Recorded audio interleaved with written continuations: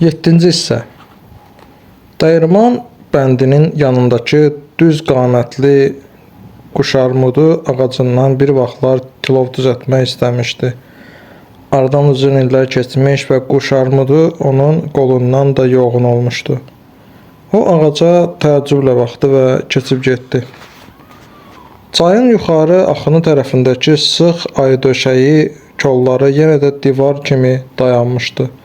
Sanki cəngəlliklərdir. Burada mal-qara cığırları tap-tak etmiş, ayı döşəyi yarpaqları isə onların üstünü örtmüşdü. Yohannes uşaqlıqda olduğu kimi kolları ayaqları ilə yoxlaya-yoxlaya, əlləri ilə aralayaraq cəngəlliyin arası ilə özünə yol açdı. Həşəratlar və kərtənkələlər nəhəng adamın addımlarından qorxub kənarlara qaçışırdılar. Yuxarıda daş karxanasının dağıntıları tərəfdə anemonlar, bənövşələr və çaqqal cavalısı çiçək açmışdı. O çiçəklərdi, doğma qoxular onu əski günlərə qaytarırdı. Uzaqda qonşu kəndin təpələri görünürdü. Körfəzin o tayında ququ quşu oxuyurdu. O daşın üstünə çöktü. Biraz oturandan sonra oxumağa başladı. Aşağıdakı cığırda addım səslər eşidildi. Axşam idi, günəş əyilmişdi. Amma hava hələ də bürkülü idi.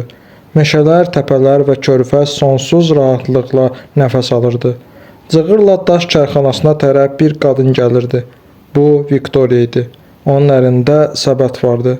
Yohannes qalxıb təzim etdi və dərhal getmək istədi.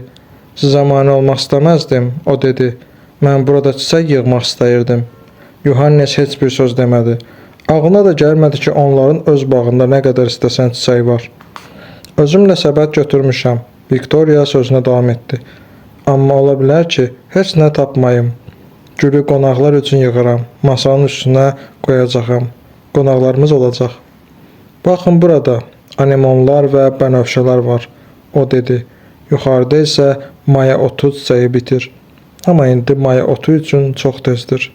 Siz əvvəl gördüyümə nisbətən dəyişmisiniz, qız ona işarə etdi. Bu 2 il bundan qabaq olub. Mənə dedilər ki, çıxıb getmişsiniz, mən sizin kitablarınızı oxumuşam. O yenə cavab vermədi. Düşündü ki, sağ olun, Fröken, deyib getmək lazımdır. Onun durduğu yerdən yaxınlıqdakı daşa qədər cəmsi bircə addımdır. Oradan o yana Viktoriyanın dayandığı cığıra da daha bir addım artıq oradan təpələrə doğru düşmək asandı. Amma qız onun yolunu kəsmişdi. Viktoriya sarı rəngli paltar geyinmiş və qırmızı şlyapa qoymuşdu. O sirli və gözəldi, boynu açıq idi. Mən sizə keçməyə mane oluram, o mızıldandı və biraz aşağı indi. Yohannes həyəcanını gizlətməyə çalışdı. İndi onları cəmsi bircə addım ayırırdı. Lakin Viktoriya kənara çəkilmək barədə düşünmək belə istəmirdi. Onların baxışları toqquşdu. Birdən Viktoriyanın sifəti allandı, gözləri yerə dikildi və o kənara çəkildi. Gülümsünsə də üzündə şaşqınlıq vardı. Yohannes onun yanından keçib dayandı. Viktoriyanın kədərli təbəssümü onu heyrətləndirmişdi. Ürəyi yenidən ona doğru can atdı və ağlına gələn ilk söz dedi. Siz o vaxtdan yəqin ki, şəhərdə çox olmusunuz. O vaxtdan necə? Hə, indicə yadıma düşdü. Əvvəllər harda çoxlu gül-çiçək olurdu, təpənin üstündə sizin bayraq ağacının ətrafında. Viktoriya ona sarı döndü. O qızın həyəcanlanmasına və rənginin əvazımasına təəccüblü baxdı. Xahiş edirəm, bizə gəlin, Viktoriya dedi. Qonaqlarımız gələndə siz də gəlin. Biz qonaqları gözləyirik. O sözünə davam etdi və sifəti yenidən allanmağa başladı. Şəhərdən bəzi adamlar gələcəklər. Bu yaxın günlərdə olacaq. Mən sizə xəbər verərəm. Lütfən cavab verin. Siz razısınız? Yohannes cavab vermədi. Bu qonaqların yanı onun yeri deyildi. O onların tayı deyildi. Xahiş edirəm, etiraz etməyin. Siz orada darıxmayacaqsınız. Mən hər şey fikirləşmişəm. Sizin üçün sürpriz hazırlamışam. Sükut. Artıq siz məni heç bir sürprizlə təəccübləndirə bilməzsiniz. Viktoriya dodağını dişlədi. Üzündən yenə qəmli bir təbəssüm keçdi. Məndən nə istəyirsiniz? O demək olar ki, səssizcə soruşdu. Mən sizdən heç bir şey istəmirəm, Fröken Viktoriya. Mən sadəcə olaraq burada daşın üstündə oturmuşdum və getməyə hazıram. Mən isə meşədə gəzirdim. Bütün günü meşədə gəzmişəm və gəlib çıxmışam bura. Mən çayın kənarı ilə də gedə bilərdim. Başqa yolla da. Onda buraya gəlib çıxmazdım. Tam sizin, əziz Fröken. Bu meşə sizinkidir, mənim deyil. Mənim sizə nə vaxtsa bir pisliyim keçibmi, Yohannes? Mən hər şey yoluna qoymaq istəyirdim. Günahımı yumaq istəyirdim. Mən doğrudan da sizə sürpriz hazırlamışam və düşünürəm, ümid edirəm ki, siz sevinəcəksiniz. Başqa heç bir şey söyləyə bilmərəm. Amma xahiş edirəm, bizə gələsiniz. Əgər bu sizi məmnun edərsə gələrəm. Gələcəksiniz? Hə, dəvətə görə təşəkkür edirəm. Cığırla meşəyə doğru düşərkən geriyə dönüb baxdı. Viktoriya daşın üstündə oturmuş, səbəti yanına qoymuşdu. Yohannes evə getmədi. Yolda vargir etməyə başladı. Ağlına min cür fikir gəlirdi, sürpriz. O özü belə demişdi. Bir dəqiqə öncə məhz belə demişdi. Səsi titrəyirdi. Qəlbinə həyəcan qarışıq sevinç hakim kəsildi. Ürəyi qabırğasının divarlarına çırpılaraq döyündü. Ona elə gəldi ki, qanatları çıxıb. Bəlkə o bu gün təsadüfən sarı paltar geyinməyib. Onun əllərinə də fikir vermişdi. Keçən dəfə barmağında üzüyü vardı. Bugün isə üzüyü görmədi. Bir saat keçdi. Meşədən və torpaqdan qalxan buxar onun ciyərlərinə və ürəyinə dolmuşdu. O oturaraq əllərini boynunun arxasından çarpazlaşdırdı və arxaya söykəndi. O biri sahildə ötən ququ quşunun nəğməsinə qulaq kəsildi. Hava quşların ehtiraslı nəğmələri ilə dolmuşdu. Hər şey yenidən başladı. O daş karxanasının yanında öz sarı paltarında və qan kimi qıpqırmızı şlyapasında peyda olanda daşdan daşı uçub qonan yay kəpənəyinə baxşadı və birdən-birə onun qarşısında dayandı. Mən sizə mane olmaq istəmirdim, dedi və gülümsündü. Onun gülümsəyən dodaqları qıpqırmızı idi, bütün sifəti allanmışdı, gözləri isə qığılcım saçırdı. Boynunda mavi rəngli nazik damarlar əmələ gəldi. Gözlərinin altındakı bir neçə çir isə dərsinə ilıq-çalar verirdi. İndi onun 20 yaşı vardı. Sürpriz. Görəsən nəyi necədə tutur? Bəlkə onun kitablarını özünə göstərmək istəyir. Qabağına bir-iki cilt qoyub onu sevindirəcək ki, bunları alıb hətta kəsib. Kiçicik diqqət və təsəlli işarəsi. Xahiş edirəm, mənim bu cüzi sədəqəmdən iyrənməyin. O anidən yerindən sıçradı və donub qaldı. Viktoriya geri qaydırdı. Onun səbəti boşdu. Çiçək tapa bilmədiniz? Fikirlərindən ayrılmadan soruşdu.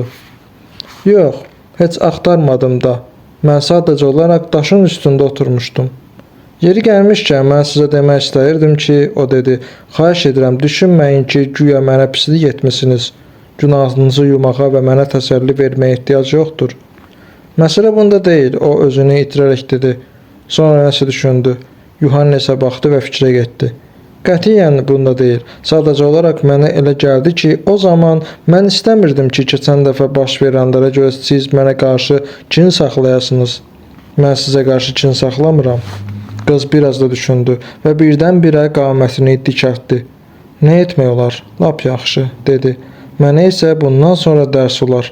Amma bu sizi o qədər də kədərləndirməyib. Nəysə, bu haqda daha bəsdir. Qoy siz deyən kimi olsun, mənim əzablarımın əvvəlki də sizin üçün heç bir əhəmiyyəti yoxdur. Sağ olun, qız dedi. Görüşənədək. Sağ olun, o dedi. Onlar getdilər, hərə öz yolu ilə. O dayandı və geri döndü. Viktoriya gedirdi. O əllərini irəli uzatdı və qızın arxasınca güclə eşidiləcək dərəcədə lətif sözlər pıçıldamağa başladı. Mən sizə qarşı kin saxlamıram. Yox, saxlamıram. Mən sizi əvvəlki tək sevirəm. Sizi sevirəm. Və birdən qışqırdı. Viktoriya! Viktoriya eşitdi. Səksənib geri döndü. Lakin dayanmadı. Bir neçə gün keçdi. Yohannes rahatlığını tamamilə itirmişdi. O işləmir, yatmır və bütün gününü meşədə keçirirdi. Bir dəfə o şam ağaclarının ucaldığı böyük təpəyə qalxdı. Saraya məxsus bayraq ağacı da buradaydı. Bayraq qaldırılmışdı. Sarayın yuvarlaq qülləsində də bayraq dalğalanırdı. Qəribə həyəcan hissi onu bürüdü. Saraya qonaqlar gələcəklər. Orada bayram olacaq. Hava isti idi. Bürküdən kirimiş təpələrin arası ilə axan çay damar kimi uzanmışdı. Bir buxar gəmisi arxasınca köpüklü iz qoyaraq sahilə yaxınlaşırdı. Sarayın həyətindən 4 fayton çıxıb körpüyə tərəf enməyə başladı. Gəmi sahilə yanaldı. Ağalar və xanımlar sahilə enib arabalara doluşdular. Sarayın qülləsindən atəş səsləri eşidildi. Orada əllərində ov tüfəngi olan 2 kişi dayanmışdı. Onlar durmadan elə hey doldurub atırdılar. 21-ci atəş açılanda ekipaj sarayın həyətinə daxil oldu və atışma kəsildi. Elədir ki var, sarayda bayram olacaq. Gələnləri bayraqla və salyutla qarşıladılar. Ekipajda hərbiçilər əyləşmişdilər. Bəlkə leytenant Otto da onların arasındaydı. Yohannes təpədən aşağı enib evə getdi. Evə çatmamış saraydan gələn bir nəfər onu haqladı. Bu adam papağından məktub gətirmişdi. Məktub Fröken Viktoriyadandı. O cavab gözləyirdi. Yohannes ürəyi ağzından çıxa-çıxa məktubu oxudu. Viktoriya yenə də öz dəvətində israr edirdi. O səmimi sözlərdə Yohannesə müraciət edərək gəlməyini xahiş edirdi. Yohannesin məhz bugünkü şənlikdə iştirak etməsini istəyirdi.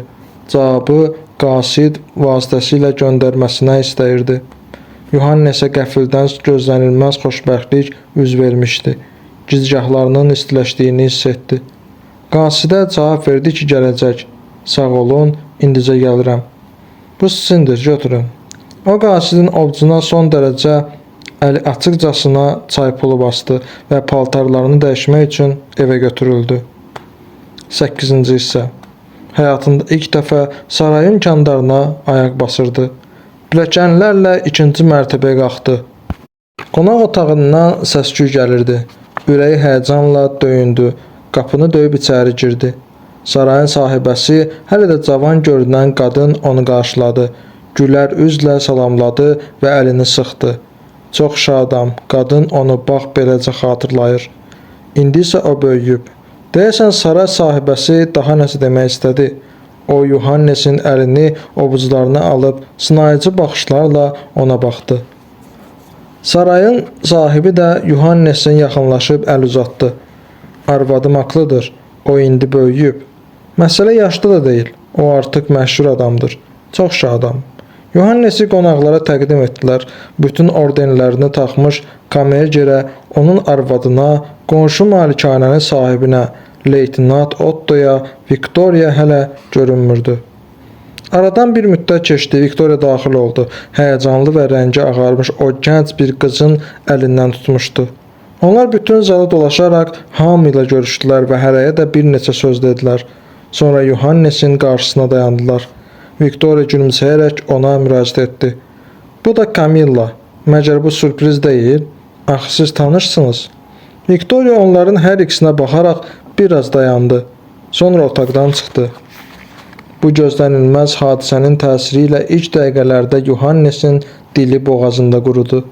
Demək, sürpriz bu imiş. Viktoriya mərhəmət göstərib özünə əvəzedici tapıb. Xahiş edirəm əziz dostlar, sizə xoşbəxtlik arzulayıram. Baharın ən gözəl çağıdır. Günəş şəfəq saçır. Mümkünsə pəncərələri açın. Çünki bağ rayihə ilə dolub. Ağcaqayın ağaclarının başında sığırçınlar vurnuxurlar. Niyə susursunuz? Gülümsəyin bir-birinizə.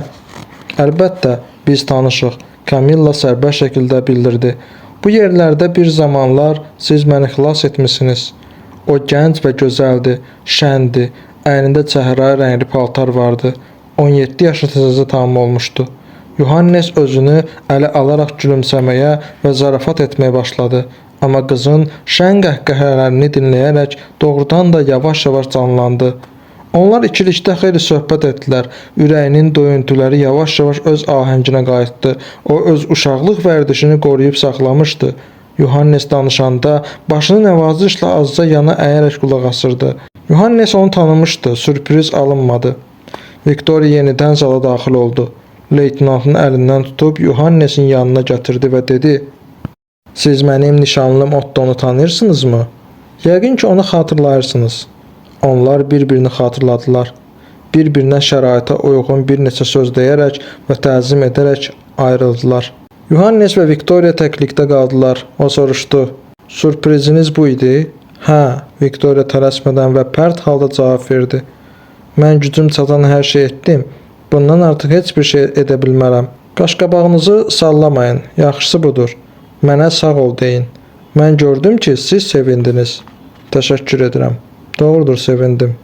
Yuhannesi çarəsiz ümidsizlik bürüdü. Rəngi ağardı. Olacağa çarə yoxdur. Viktoriya ona bir zamanlar pislik edib, əvəzində isə gör necə cömərtliklə mükafatlandırdı. Öz günahını yudu. O, Viktoriyaya ürəkdən minnətdardır. Görürəm bugün üzük taxmısınız. O sakitcə dedi. Onu bir daha çıxartmayın. Sükut. Daha çıxartmaram, Viktoriya cavab verdi. Onlar yaxından bir-birinə baxdılar. Yuhannesin dodaqları əsirdi. O başı ilə işarə edərək leytenantını göstərdi və xırıltılı səslə kobudcasına dedi. Sizin yaxşı zövqünüz var, Fröken Viktoriya. Yaraşıqlı kişidir. Epoletlərdə çiyinləri də enli görünür. O çox sakit tərzdə cavab verdi. Yox, o qətiyyən yaraşıqlı deyil. Buna baxmayaraq çox yaxşı tərbiyə alıb. Bunun özü də bir şeydir. Mənim bostanıma daş atırsan? Təşəkkür edirəm. O bəşdən güldü və çəkinmədən əlavə etdi. Cibləri də pulla doludur. Bu isə çoxdan böyük əhəmiyyət kəsb edir. Viktoriya dərhal ondan uzaqlaşdı. O nə edəcəyini bilməyərək qonaq otağında vurnuxurdu. Camilla ona nəsə danışır, nəsə soruşurdu. O isə nə qulaq asır, nə də cavab verirdi. Qız yenə də nəsə dedi. Hətta onun əlinə toxunaraq sualını təkrar edib əbəs yerə cavab almaq istədi. Nə düşünür görəsən? O gülərək ucadan səsləndi. Elə hey düşünür, düşünür.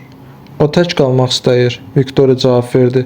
O məni də qovdu, lakin birdən Yuhannesin lap yaxınına gələrək səsini qaldırdı və əlavə etdi. Yəqin ki, məndən necə üzr istəmək barədə düşünürsünüz. Zəhmət çəkməyin. Əksinə, mən sizdən üzr istəməliyəm. Sizi belə gec dəvət etdiyimə görə. Bu mənim tərəfimdən böyük diqqətsizlikdir. Mənim lap son anda yadıma düşdü. Sizi tamamilə unutmuşdum. Ümid edirəm ki, məni bağışlayacaqsınız. Sadəcə olaraq sizi düşünəcək halda deyildim. O çaşqın halda gözlərini Viktoriyaya zillədi. Camilla təəccüblə gah ona, gah da buna baxdı. Viktoriya sakit və rəngi qaçmış halda onun qarşısında dayanmışdı. Onun sifətində məmnunluq vardı.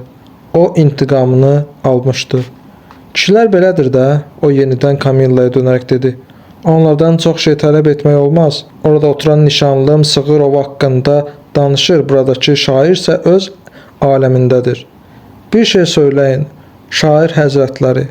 O diksindi, gicgah damarları şişdi. Deməli belə, siz məndən nəsə deməyə xahiş edirsiniz. Yaxşı, siz deyən olsun. Yox, zəhmət çəkməyin.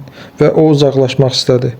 Birbaşa mətləbə keçmək üçün o fasilə verərək və təbəssümlə sözə başladı. Amma səsi titrəyirdi. Məsələnin ətrafında çox fırlanmamaq üçün deyin, Fröken Viktoriya, bu yaxınlarda vurulmamısınız ki? Araya bir neçə dəqiqəliyinə ölü sükut çöktü. Üçü də ürəklərinin döyüntüsünü eşitdi. Qorxmuş Camilla tələm-tələsik cavab verdi.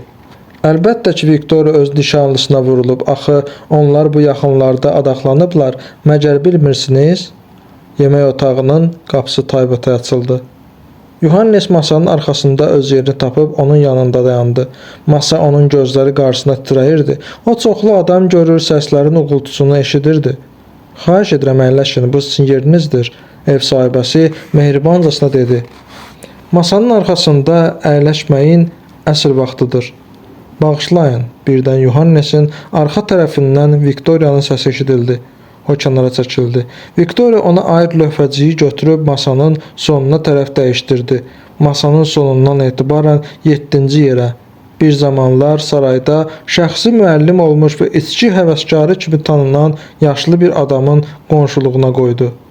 Buradakı lövhəciyi isə götürərək Yuhannesin əvvəlki yerinə qoydu. Bundan sonra o öz yerinə keçdi. Yuhannes hər şeyi gördü. Pərt olmuş ev sahibəsi isə masanın o biri başında onun baxışlarından yayınmaq üçün özünə yer tapmırdı. Yuhannes özünü itirmiş və təşviş içərisində yeni yerinə keçdi. Əvvəlcədən onun üçün müəyyənləşdirilmiş yeri isə Ditlefin şəhərdən gəlmiş dostu tutdu. O köynəyinin qollarında brilyantdan taxma düymə sancaq olan cavan bir oğlandı. Onun sol tərəfində Viktoriya, sağında isə Camilla oturdu. Nahar başladı. Qoca müəllim Yuhannesin uşaqlığını xatırlatdığını bildirdi. Onlar söhbətə başladılar. Müəllim dedi ki, gəncliyində o da şeir yazıbmış. Əl yazmalarını indiyədək saxlayır. Fürsət düşən kimi onlar Yuhannesi göstərəcək. Bu gün isə onu saraya ailə şənliyinə dəvət ediblər ki, Viktoriyanın nişanlanması münasibətilə keçirilən mərasimdə iştirak etsin. Sarayın sahibləri köhnə dostluğu nəzərə alıb ona sürpriz hazırlayıblar. Mən sizin kitablarınızı oxumamışam, o Yuhannesi dedi. Məndə oxumaq həvəsi yarananda öz əsərlərimi oxuyuram. Masanın siyirməsinə hekayələrim və şeirlərim də var. Onlar mən öləndən sonra çap olunacaq. Qoy oxuyanlar mənim necə adam olduğumu bilsinlər. Nə deyim, biz köhnə dövrün yazarlarıyıq. İndiki cavanların tayı deyilik. Biz öz yaradıcılığımızın təzahürlərini satmağa tələsməmişik. Sizin sağlığınıza. Yemək davam edir, sarayın sahibi qədəhini qaldırıb ayağa qalxdı. Onun arıq və təkəbbürlü çöhrəsində həyəcan vardı. Göründüyü kimi o çox xoşbəxtdir. Yuhannes başını aşağı dikdi. Qədəhi boşdu, heç kəs ona şərab süzməmişdi. O qədəhini ağzına dək doldurub yenidən başını masanın üzərinə əydi. Deməli belə. Ağa uzun və bəlağətli nitq söylədi. Onun nitqi şən nidalarla müşahidə olunurdu. Nişan baş tutdu. Masanın hər tərəfində saray sahibinin qızına və kamergerin oğluna təbrik yağdırırdılar. Yuhannes qədəhini boşaltdı. Bir neçə dəqiqədən sonra onun həyəcanı azaldı, soyuqqanlılığı özünə qayıtdı. Şampan şərabının məstedici istisi onun damarlarına yayılmışdı. O, kamergerin söz almağını eşitdi. Yenidən urra, əhsən sədaları və qədəh cingiltiləri ucaldı. O bir dəfə Viktoriyaya baxdı, rəngi qaçmışdı. Onu sanki boğmuşdular, gözlərini qaldırıb baxmırdı. Amma Camilla ona işarələr edərək gülümsəyir və o da baş hərəkəti ilə cavab verirdi. Qonşu stulda oturan müəllim isə öz işində idi. Necə də fərəhlidir, bu cütlüyün nicat taleyləri ilə bir-birinə bağlanmasını görmək necə də fərəhlidir. Taleh mənə başqa cür hökm verdi. Gəncliyimdə mən tələbə idim, gələcəyə böyük planlarım vardı. Nadir istedad idim. Atam mötəbər ailədəndir. Evimizdə bolluqdur, pul saman kimi, gəmilərin sayı hesabı yoxdur. Yəni demək istəyirəm ki, gələcək üçün əla planlarım vardı. O da gəncdir, yaxşı ailədəndir. Nə olsun ki, gəlib ona ürəyimi açdım, yox dedi. Siz bunu anlayırsınızmı? Yox dedi, istəmirəm. Nə etmək olar, mən hər şey etdim, oxumağa davam etdim, ki kimi bu zərbəyə dözdüm. Bu zaman atamın pis günləri başladı. Gəmi qəzaları, veksellər, bir sözlə o iflasa uğradı. Mən nə etdim? Bu zərbəyə də ki kimi qatlaşdım, amma onu sanki dəyişdilər. O bizim şəhərə gəlib məni tapdı. Necə fikirləşirsiniz? Ona nə lazım idi? Mən kasıblaşmışdım, müəllimlik edirdim. Bütün ümidlərim puç olmuşdu. Şeirlərim yazı masasının siyirməsinə atılıb qalmışdı və bu şəraitdə o mənim yanıma gəlib razı olduğunu bildirdi. Dedi ki, razıdır. Müəllim Yuhannesə baxıb soruşdu. Onu başa düşə bilərsiniz. Bu zaman artıq siz özünüz razı olmadınız. Lütfən deyin, məgər mən razı ola bilərdim? Mən çox kasıb idim. Kasıb və lüt idim. Müəllim maaşı, qalyanımda ucuz tərbəki, o da yalnız bazar günləri. Mən nə edə bilərdim? Ona belə pislik edə bilməzdim, cavab verin. Onu başa düşə bilərdiniz. Bəs sonra o necə oldu? Lənət şeytana, siz mənim sualıma cavab vermirsiniz. O kapitana ərə getdi. Bir ildən sonra artilleriya kapitanına, sizin sağlığınıza. Deyirlər, elə qadınlar var ki, həmişə onların mərhəmətinə ehtiyacı olan kiminsə axtarırlar. Ki, özünü xoşbəxt hiss edəndə isə ona nifrət edir və özlərini artıq sayırlar. Lakin kişi fəlakətə düçar olan kimi sınırlar və bildirirlər ki, mən səninəm. Axı nə üçün o xoşbəxt günlərimdə mənə yox dedi? Mənim gələcək planlarım varis şəhzadənin kindən də heç də pis deyildi. Kim bilir, bəlkə də o gözləyirmiş ki, siz onun qarşısında əyiləsiniz. Amma mən əyilmədim. Bir dəfə də. Mən öz qürurumu qorudum və ondan imtina etdim.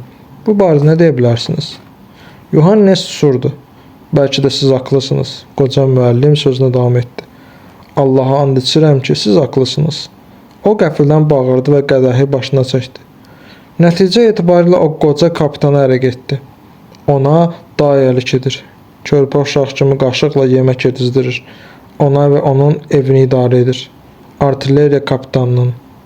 Yuhannes göz qapaqlarını qaldırdı. Viktoriya qədəhi əlində sıxaraq düz ona baxırdı. Sonra qədəhi yuxarı qaldırdı. O da hərəkətə gəlib öz qədəhini götürdü. Onun əlləri əsirdi. Bu zaman Viktoriya gülərək uca səslə onun qonşusuna, qoca müəllimə müraciət etdi. Xəcalətindən qızarmış Yuhannes qədəhini aşağı salaraq masanın üzərində qoydu. Özünü itirmiş və çarəsiz halda gülümsədi. Bütün qonaqlar ona baxdılar. Qoca müəllim şagirdinin diqqətindən olduqca mütəəssir olmuşdu. Onun gözləri yaşarmışdı. O tələm-tələsik qədəhini başına çəkdi. Gördüyünüz kimi, mən qocalanana dək yaşamışam. O sözünə davam etdi. Dünyada tək başına və sərgərdan dolanıram. Bu taleyin hökmüdür. Heç kəs bilmir ki, mənim ürəyimdə nələr var. Heç kəs mənim narazılıq etdiyimi eşitməyib. Uzağa getmək lazım deyil. Siz qumru quşunu müşahidə etmisiniz? Bilirsinizmi ki, bu böyük qəmxər təmiz, şəffaf çeşmədən su içmir. Bulandırır, sonra içir. Yox, bunu bilmirdim. Təəssüf, amma bu belədir. Mən də onun kimiyəm. Mən istədiyim qızı almadım. Lakin mənim üçün də həyatda sevindirici şeylər var.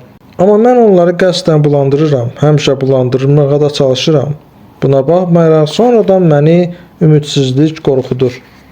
Baxın, Viktoriya oturub. O elə indicə mənim sağlığıma içdi. Mən onun müəllimi olmuşam. İndi o ərə gedir və mən buna sevinirəm.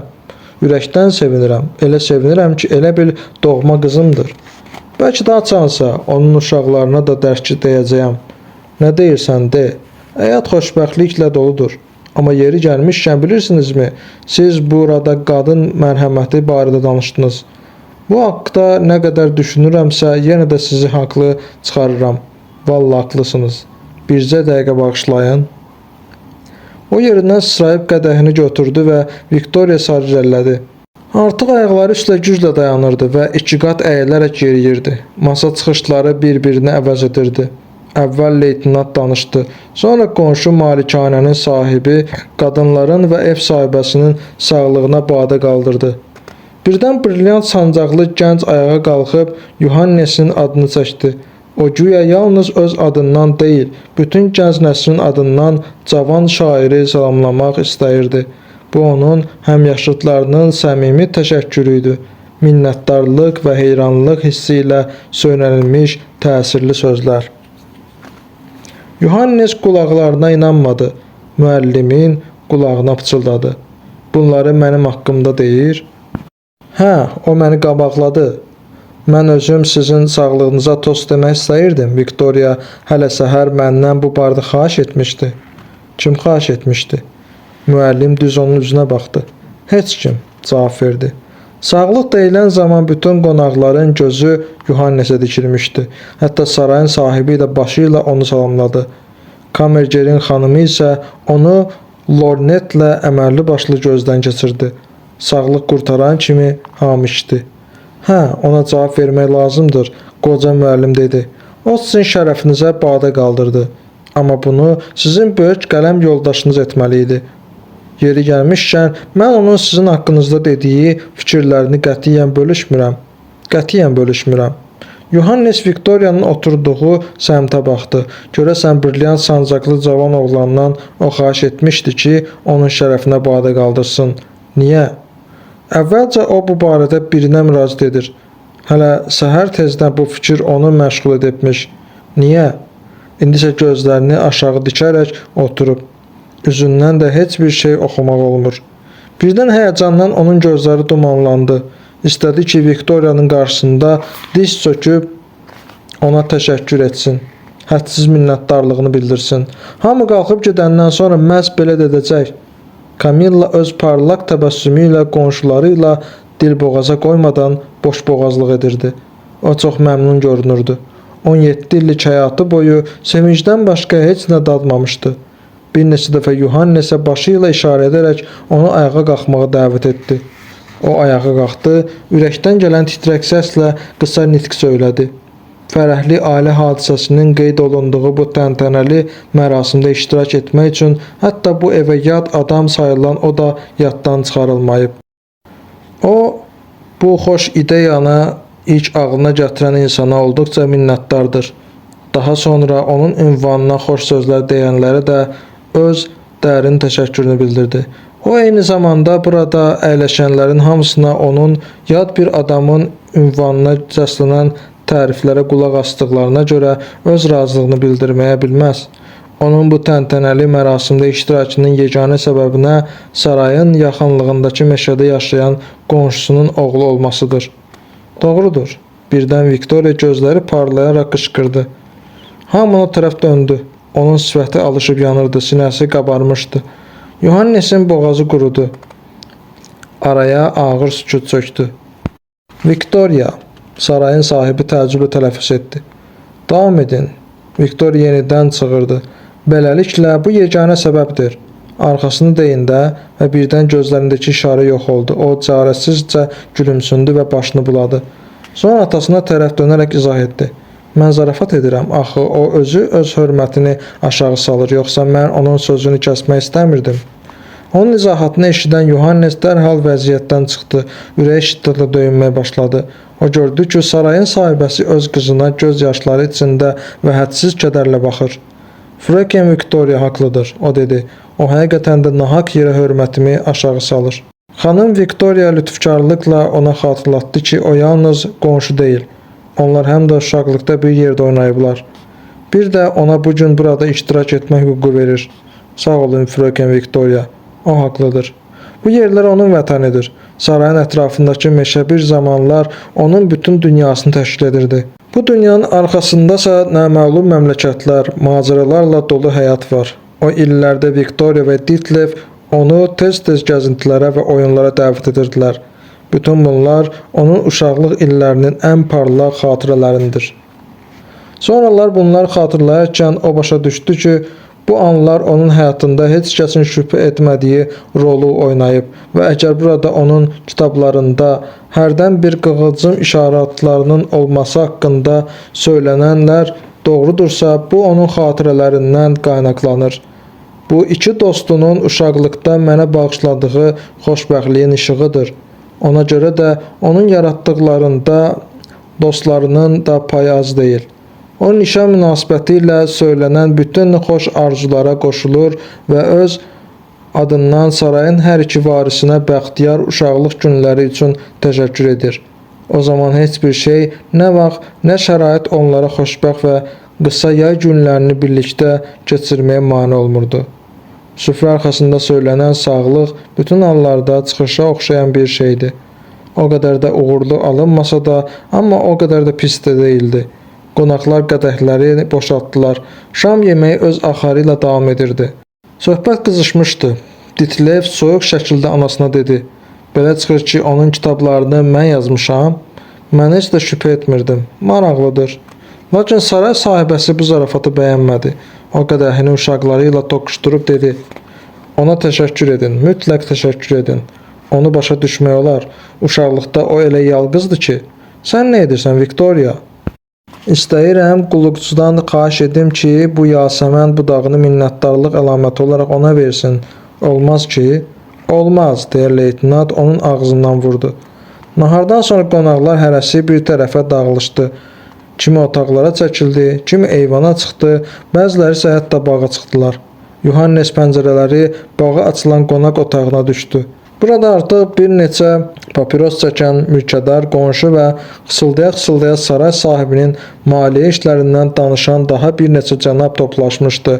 Malikanə başlı başına buraxılıb, çəpərlər dağılıb, meşə qırılıb, şayələr dolaşır ki, ağaya daşınan və daşınmaz əmlaka görə həddindən artıq şişmiş sığorta haqqını ödəmək çox çətin olacaq. Bu əmlak neçəyə sığortalanıb görəsən? Mülkədar məbləği söylədi, fantastik bir məbləğdir. Buna baxmayaraq saray sakinləri pul xərcləməyə qətiyyən xəsislik etmirlər. Misal üçün, bugünkü nahar neçəyə başa gəlib? Amma indi görürsünüz, daqqası boşalıb. Hətta sahibənin daşqaşla dolu məşhur mücrüsü də boşalıb. Buna baxmayaraq, kürəkəninin pulları əvvəlki əzəməti qaytaracaq. O çox varlıdır ki, oho, pul onda bir də ingilisdə. Yohannes yenidən qalxıb bağa çıxdı. Yasəmən çiçəklənmişdi. Casminin, nərgizgülünün və incə çiçəyinin ətri onu ağuşuna aldı. O çəpərin yanında xəlvəti bir güşə tapıb daşın üstündə oturdu. Kollar onun görünməsinə imkan vermirdi. Hər şeydən bezikmiş, dəhşətli dərəcədə yorulmuşdu. Fikirləri alt-üst olmuşdu. Fikirləşdi ki, evə getmək lazımdır. Lakin əzgin və aciz halda yerində oturub qaldı. Bu zaman səkidən boğuq danışıq səslər eşidildi. Kimsə ona yaxınlaşırdı və o Viktoriyanın səsini tanıdı. Yohannes nəfəsini içinə çəkib dinşədi. Yarpaqların arasında leytenantın mündiri parıldadı. İki adaxlı birlikdə gəzişirdi. Mən elə gəlir ki, burada nəsə var, leytenant dedi. Sən onun hər sözünü göydə tutursan, həyəcanlanırsan, qışqırırsan. Bütün bunlar nə deməkdir? Qız onun qarşısında dayanıb başını qaldırdı. Bilmək istərsən? Soruşdu. Hə, Viktoriya susurdu. Yaxşı, əgər bir də mənası yoxdursa, mənim üçün fərqi yoxdur. O sözünə davam etdi. Deməyə də bilərsən. Qız başını aşağı saldı. Bunun heç bir mənası yoxdur, o dedi. Onlar biraz irəlilədilər. Leytenant paqonlarını tartışdıraraq bəkdən dedi. O zaman ehtiyatlı olsun, yoxsa onun bədənində zabit əlləri gəzə bilər. Yohannes əzgin və məyus halda bir xeyli daşın üstündə oturdu. Leytenant şübhələnməyə başlayıb. Nişanlısı isə onun şübhələrini dərhal dağıtdı. O belə hallarda nə demək lazımdırsa, hamısını dedi. Zabitin ürəyini sakitləşdirdi və nişanlısı ilə birlikdə yoluna davam etdi. Sığırçınlar cıvıldəşirdi. Nə etmək olar? Allah ömürlərini uzun etsin. Naharda Yohannes öz ruhuna əzab verərək onun şərəfinə sağlıq dedi. Onu yersiz hərəkətinə ört-bastır etmək o qədər də asan deyildi. O isə heç sağ oldu demədi. Qədəhini götürüb başına çəkdi. Sizin sağlığınıza. Baxın, güya ki mən necə də yaxşı içirəm. Yeri gəlmişkən siz qadınlar içərkən onlara böyürdən baxmısınız? İstər piyalədən, istərsə də stəkandan içsin. Fərqi yoxdur. Ona yandan baxın. Elə əzilib büzülür ki, baxanda adamın ürəyi bulanır. Dodaqlarını irəli uzadaraq içkiyə güc bəla ilə toxunur. Yox, əgər Allah eləməmiş, bu zaman siz onun əllərinə baxsanız, onların özünə yer tapa bilmədiyini görəcəksiniz. Ümumiyyətlə, sizə qadının əllərini baxmağı məsləhət görmürəm. Qadınlar buna tab gətirə bilmir. Dərhal özlərini itirirlər.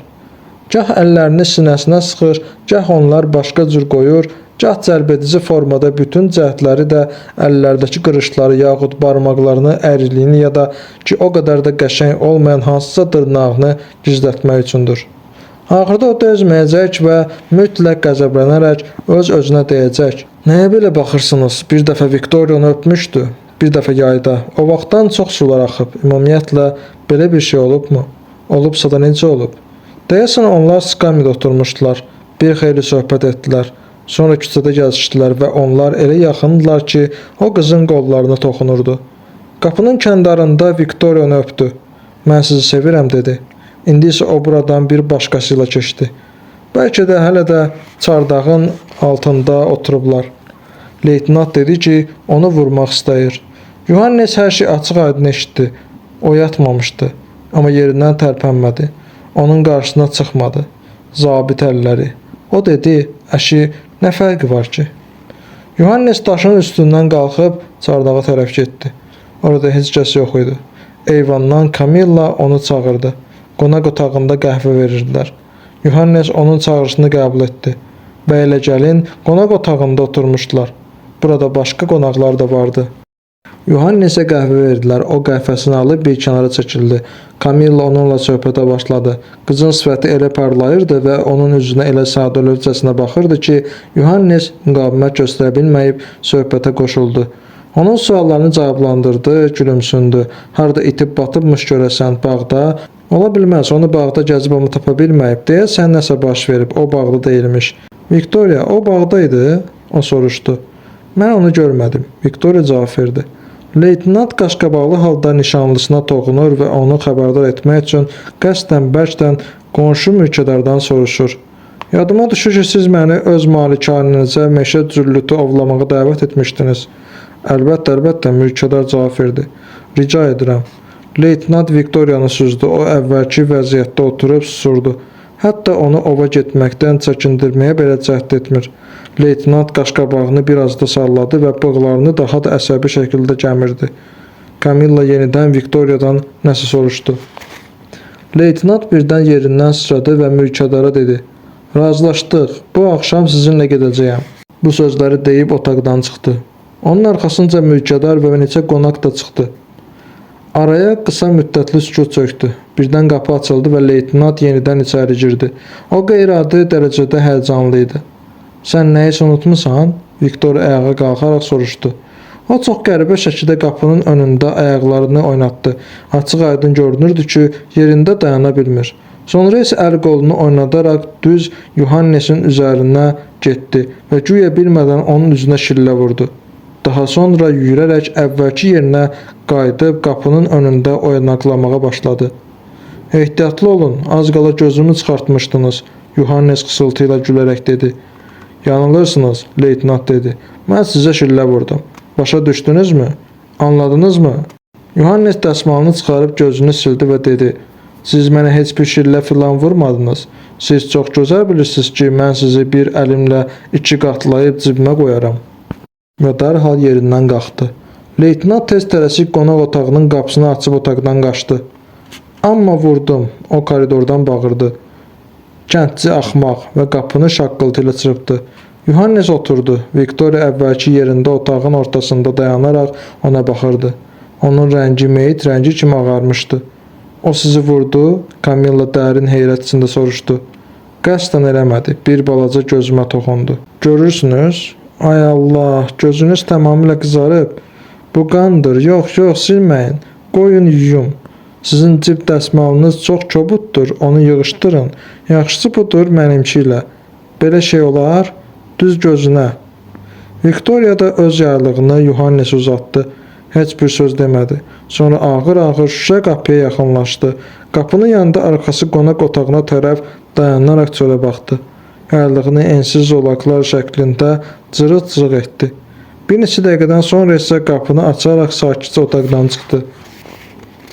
9-cu hissə. Dəyirmana Camilla gəlmişdi, şən və qayğısız. O tək idi. Zahiri ədəb və nəzakət gözləmədən kiçik evə girib gülümsəyərək dedi. Qapını döymədiyim üçün üzr istəyirəm. Çay elə şırıldayır ki, düşündüm ki, onsuz da eşitməyəcəksiniz. Ətrafa boylanıb qışqırdı. Ah, bura necə də gözəldir. Sadəcə olaraq çox gözəldir. Bəs Yohannes hardadır? Mən Yohannesin tanışıyam. Onun gözü necədir? Ona stul verdilər, o oturdu. Yohannesi dəyirmandan çağırdılar. Onun gözü tamamilə şişmişdi. Məni heç kəs göndərməyib. Camilla'nın ilk sözləri bu oldu. Özüm bura gəlmək istədim. Siz yenə də gözünüzə islatma dərmanı qoymalısınız. Belə də keçər, o etiraz etdi. Qayğıkeşliyinizə görə Allah köməyiniz olsun. Sizi buraya nə çəkib gətirdi? Dəyirmana baxmaq istərsiniz? Sağ olun ki, gəldiniz. O anasını qucaqlayıb Camilla'nın yanına gətirdi və dedi. Bu mənim anamdır. Onlar dəyirmana düşdülər. Qoca dəyirmançı papağını çıxarıb təzim etdi və nəsə dedi. Camilla heç bir şey eşitməsə də hər ehtimala qarşı gülümsünüb cavab verdi. Sağ olun, sağ olun. Mən çox istəyərdim ki, dəyirmana baxım. Dəyirmanın gürültüsü Camilla'nı qorxutdu. O Yohannesin əlindən yapışdı və gözlərini bərəldərək ürkək baxışlarını Yohannesdən atasına doğru yönəltdi. Sanki onlardan izahat gözləyirdi. O sanki kar olmuşdu. Çarxların və digər dəyirman cihazlarının çoxluğu onu heyrətləndirmişdi. O gülür, sevinclə Yohannesin qolundan dartaraq elə hey nəsə soruşurdu. Dəyirmanı saxlayıb yenidən işə saldılar ki, Camilla bunun necə baş verdiyini görsün. Onlar dəyirmandan aralanandan sonra Camilla xeyli müddət qəribə şəkildə qışqıra-qışqıra danışdı. Elə bil ki, çarxların səsi hələ də onun qulaqlarındaydı. Yohannes onu sarayadək ötürdü. Sadəcə olaraq ağlıma sığışdıra bilmirəm ki, o sizi vurmağa necə cürət etdi. O heyrətini bildirdi. Sonra isə bir anın içində yığışıb mülkədarla ova getdi. Dəhşətli dərəcədə xoşagəlməz hadisədir. Viktoria bütün gecəni gözünü yummayıb. Gündüz yatıb yuxusunu alar. Yohannes cavab verdi. Evinizə hacan qayıdacaqsınız? Sabah. Bəs siz nə zaman şəhərə dönəcəksiniz? Payızda. Mən sizi bugün yenə görə bilərəm, ucadan dedi. Əlbəttə ki, siz mənə cəngəlliyimiz barədə danışmışdınız. Onu mənə göstərərsiniz. Sizin arxanızca gələcəyəm, Yohannes dedi. Geri qayıdarkən o bir xeyli daşın üstündə oturub dərin fikirlərə qərq oldu. qəlbinə dolan sevinc və ümid işartıları artmışdı. Günorta o saraya gəldi, amma evə girmədi. Kamilla gəldiyini xəbər vermək üçün adam göndərdi. Kamillanı gözləyərkən ikinci mərtəbənin pəncərəsində bir anlığa Viktoriya göründü. O diqqətlə Yuhannesə baxdı və dönüb öz otağına çəkildi. Kamilla çıxdı, Yuhannes onu daş karxanasına və mağaraya apardı. Onun əhvalı olduqca sakit və şəndir. Gənc qız bütün kədərini dağıtmışdı. Onun xəfifi, sakit sözləri havada uçuşur, xeyir dua yağdırırdı. Bugün Yuhannesi xeyirxah ruhlar qoruyurdu. Yadınızdadır, Kamilla, bir dəfə siz mənə xəncər bağışlamışdınız. Onun gümüş qını vardı. Mən onu bəzək-düzək sandıqçasına qoymuşdum. Çünki onunla nə edəcəyimi bilmirdim. Həqiqətən də onunla nəsə etməyə lüzum yoxdur. Bəs sonra nə oldu? Sonra mən onu itirdim. Uğursuzluğa baxın, amma eybi yoxdur. Ola bilsin ki, ona bənzəyən başqasını taparam. Çalışaram. Onlar evə tərəf döndülər. Bəs yadınızdadır ki, mənə medalyon da bağışlamışdınız. Qızıldan ağır bir şeydi. İçəri tərəfində siz bir neçə xoş söz də yazmışdınız. Əlbəttə ki, yadımdadır. Keçən il mən sizin medalyonu başqa adama verdim, Kamilla. Nə danışırsınız? Necə yəni verdiniz? Nəyə görə? Mən ona xatirə olaraq bir gənc dostuma verdim. O rusdur. O bu hədiyyəyə görə diz çökərək mənə təşəkkür etdi. Nəyə görə bu qədər sevinib? Ay Allah! Əlbəttə ki, çox sevinib. Bir halda ki, diz çöküb. Mən sizə başqa bir medalyon da hədiyyə edərəm. Amma gərək ki, sizdə qalsın. Onlar saraydan dəyirmana gedən yola çıxdılar. Yuhannes birdən dayandı və dedi: Bax, bu kolluğun yanında bir dəfə başıma qəribə bir hadisə gəlmişdi. O vaxtlar mən tez-tez burada tək başına veyillənirdim. Sakit yay axşamı idi. Mən kolların arxasında uzanıb fikrə dalmışdım. Birdən yolda 2 nəfər göründü. Xanım dayandı, onun yoldaşı soruşdu: Niyə dayandınız? Cavab almayınca yenidən soruşdu: Sizə nə olub? Heç bir şey, o cavab verdi. Ancaq siz mənə elə baxmalısınız. Amma mən heç bir pis iş görmürəm. Yalnızca sizə baxıram, o etiraz etdi. Hə, xanım dedi. Məni sevdiyinizi bilirəm. Amma başa düşün ki, atam sizə rədd cavabı verəcək. Bu mümkün deyil. O pıçıltı ilə dedi. Siz haqlısınız, bu mümkün deyil. Bundan sonra xanım dedi. Sizin nə böyük əlləriniz var. Necə enli biləkləriniz. Və bu sözləri deyərək əlini onun ovucuna qoydu. Araya sükut çöktü. Sonra nə oldu? Kamilla soruşdu. Bilmirəm, Yuhannes cavab verdi. Görəsən, niyə o xanım onun biləkləri haqqında bu sözləri dedi? Bəlkə onun doğrudan da ağ köynəyin altından gizlətdiyi gözəl biləkləri varmış.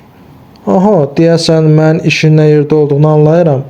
Yəqin ki, xanım da onu sevirmiş. Kamilla, o dedi. Əgər mən sizi çox sevsəm və bir neçə il gözləməyə hazır olsam, mən sadəcə soruşuram. Bir sözlə, mən sizə layiq deyiləm, amma hər halda, necə bilirsiniz, mənim arvadım olmağa razı olarsınız, əgər bu barədə sizdən 1-2 il sonra xahiş etsəm. Yenə sükut. Birdən Kamilla qıpqırmızı qızardı, tutuldu və əllərini bir-birinə sıxaraq irəli-geri yırğalanmağa başladı. O qızı özünə tərəf çəkdi və soruşdu. Necə bilirsiniz, razı olarsınız? Hə, o cavab verdi və Yuhannesin qolları arasında yıxıldı. Ertəsi gün Yuhannes Kamillanı körpüyə qədər ötürmək üçün onun arxasınca gəldi. O qızın kiçicik günahsız uşaq əllərindən öpdü. Ürəyi sevinc və minnətdarlıq duyğusuyla dolmuşdu. Viktoriya onunla deyildi. Niyə səni heç kəs ötürmür? Kamilla təşviş içində Yuhannesə baxaraq dedi ki, sarayda dəhşətli bədbəxt hadisə baş verib. Səhər-səhər telegram gəldi. Ağa meyit kimi ağarmışdı. Qoca kamerger və arvadı hönkürərək ağlayırdılar. Dünən axşam ovda ot da öldürülüb. Yuhannes onun əllərinə yapışdı. Öldürülüb? Leytenant? Hə, cənazəni buraya gətirəcəklər. Dəhşətdir. Onlar irəli getdilər, hələ öz aləmində idi. Yalnız körpüdəki qələbəlik onları ayılmağa vadar etdi. Kamilla utana-utana əlini Yuhannesə uzatdı. O, Kamillanın əlini öpdü və dedi. Kamilla, mən sənə layiq deyiləm. Bütün hallarda layiq deyiləm. Amma sən mənə gəlməyə razı olsan, mən bütün gücümü sənin xoşbəxtliyinə sərf edəcəyəm. Mən razıyam. Mən həmişə bunu istəmişəm. Həmişə. Həmişə. Bu günlərdə şəhərə qayıdacağam, dedi. Bir həftədən sonra görüşəcəyik. Kamilla göyərtəyə qalxdı. O əlini yerlədi və qız gözdən itənədək yerləməkdə davam etdi. Evə qayıtmaq üçün geri döndükdə Viktoriyanı gördü. O da əlində yaylıq tutaraq Kamillaya əl eləyirdi. Mən biraz gecikdim, o dedi. Yohannes cavab vermədi. Nə deyib cavab verəcəkdi ki? İtki ilə bağlı başsağlığını versin, onu təbrik etsin, əllərini sıxsın. Onun səsi tamamilə batmışdı, sifətində dərin təlaş vardı. Dərhal görünürdü ki, güclü sarsıntı keçirib. Körpü boşaldı. Gözünüzün qızartısını hələ də çəkilməyib, o dedi və dərhal da kənara çəkildi. Sonra ətrafa boylandı. Yohannes hələ də yerində donub qalmışdı. Birdən Viktoriya geri dönərək ona tərəf gəldi. Otto öldü, qəfildən dedi və gözləri parıldadı. Siz susursunuz, özünüzdən də elə razısınız ki, amma o sizdən 100 dəfə yaxşı idi, eşidirsiniz? Bilirsiniz o necə ölüb? Onu güllələyiblər. Onun başı parça-parça olub. Balaca küt başı. O sizdən 100 dəfə o hönkürdü və ümidsiz halda uzaqlaşmağı tələsdi. Axşamdan xeyli keçmiş, dəyirmançının qapısı döyüldü. Yohannes qapını açıb baxdı. Qapının kəndarında Viktoriya idi. O Yohannesi işarə etdi. Yohannes eşiyə çıxdı. Yohannesin əlindən tutub yol boyu dartmağa başladı. Əlləri buz kimi soyuqdu. Oturun, Yohannes dedi. Oturun və dincəlin. Siz necə də əzab çəkirsiniz. Onlar oturdular. Qız pıçıldadı. Mənim haqqımda mən fikirləşəcəksiniz. Sizi bir anlığa belə rahat buraxmıram. Siz olduqca bəxtsizsiniz. O cavab verdi. Qulaq asın Viktoriya. Sakit olmalısınız. Sizə bir köməyim deyə bilərsə, müqəddəslərə and verirəm. Bugünkü sözlərimə görə məni bağışlayın, o yalvardı. Mən doğrudan da bədbəxtəm, uzun illərdir ki bədbəxtəm. Mən dedim ki o sizdən 100 dəfə yaxşıdır. Bu doğru deyil, məni bağışlayın. O ölüb və o mənim nişanlım idi, vəssalam. Siz elə bilirsiniz ki, mən könüllü razılıq vermişəm. Bura baxın, Yohannes. Bu mənim nişan üzüyümdür. Mən onu çoxdan qəbul etmişəm, lap çoxdan. İndi isə onu tullayıram. Tulladım. Üzüyü kolluğa atır, hər ikisi üzüyün yerə düşməsinin səsini eşidir. Bunu atam istəyirdi. Atam müflis olub. O tamamilə iflasa uğrayıb. Otto isə gec-tez külli miqdarda varidata sahib olacaqdı. Sən bunu etməlisən, atam mənə deyirdi. İstəmirəm, mən cavab verirdim. Valideynlərini düşün, sarayı düşün, ata-baba mülkümüzü, mənim şərəf və ləyaqətimi düşün. Yaxşı, mən razıyam, mən dedim. Mən razıyam, amma 3 il gözləyin. Atam mənə təşəkkür etdi və gözləməyə razı oldu. Otto da gözlədi, hamı gözləyirdi. Amma məni nişan üzüyü taxmağa məcbur etdilər. Vaxt keçdi, mən hiss etdim ki, heç bir şey məni xilas edə bilməyəcək. Nəyə gözləyirəm? Qoy mənim ərim gəlsin, atama dedim. Allah səni saxlasın, o dedi və yenidən məni razı olduğum üçün təşəkkürünü bildirdi. Beləliklə Otto gəldi. Mən onu qarşılamaq üçün körpüyə getmədim. Otağımın pəncərəsinin qarşısına dayanıb onun saraya daxil olmasına baxdım. Bu zaman anamın ayaqlarına düşüb yalvarmağa başladım. Sənə nə olub mənim balam, o soruşdu. Bacarmaram. Mən cavab verdim. O ərə gedə bilmərəm. O gəlib aşağıda durub, yaxşısı budur. Həyatımı sığorta etdirin. Mən özümü körfəzə atım, boğulum. Bu mənim üçün daha yaxşıdır.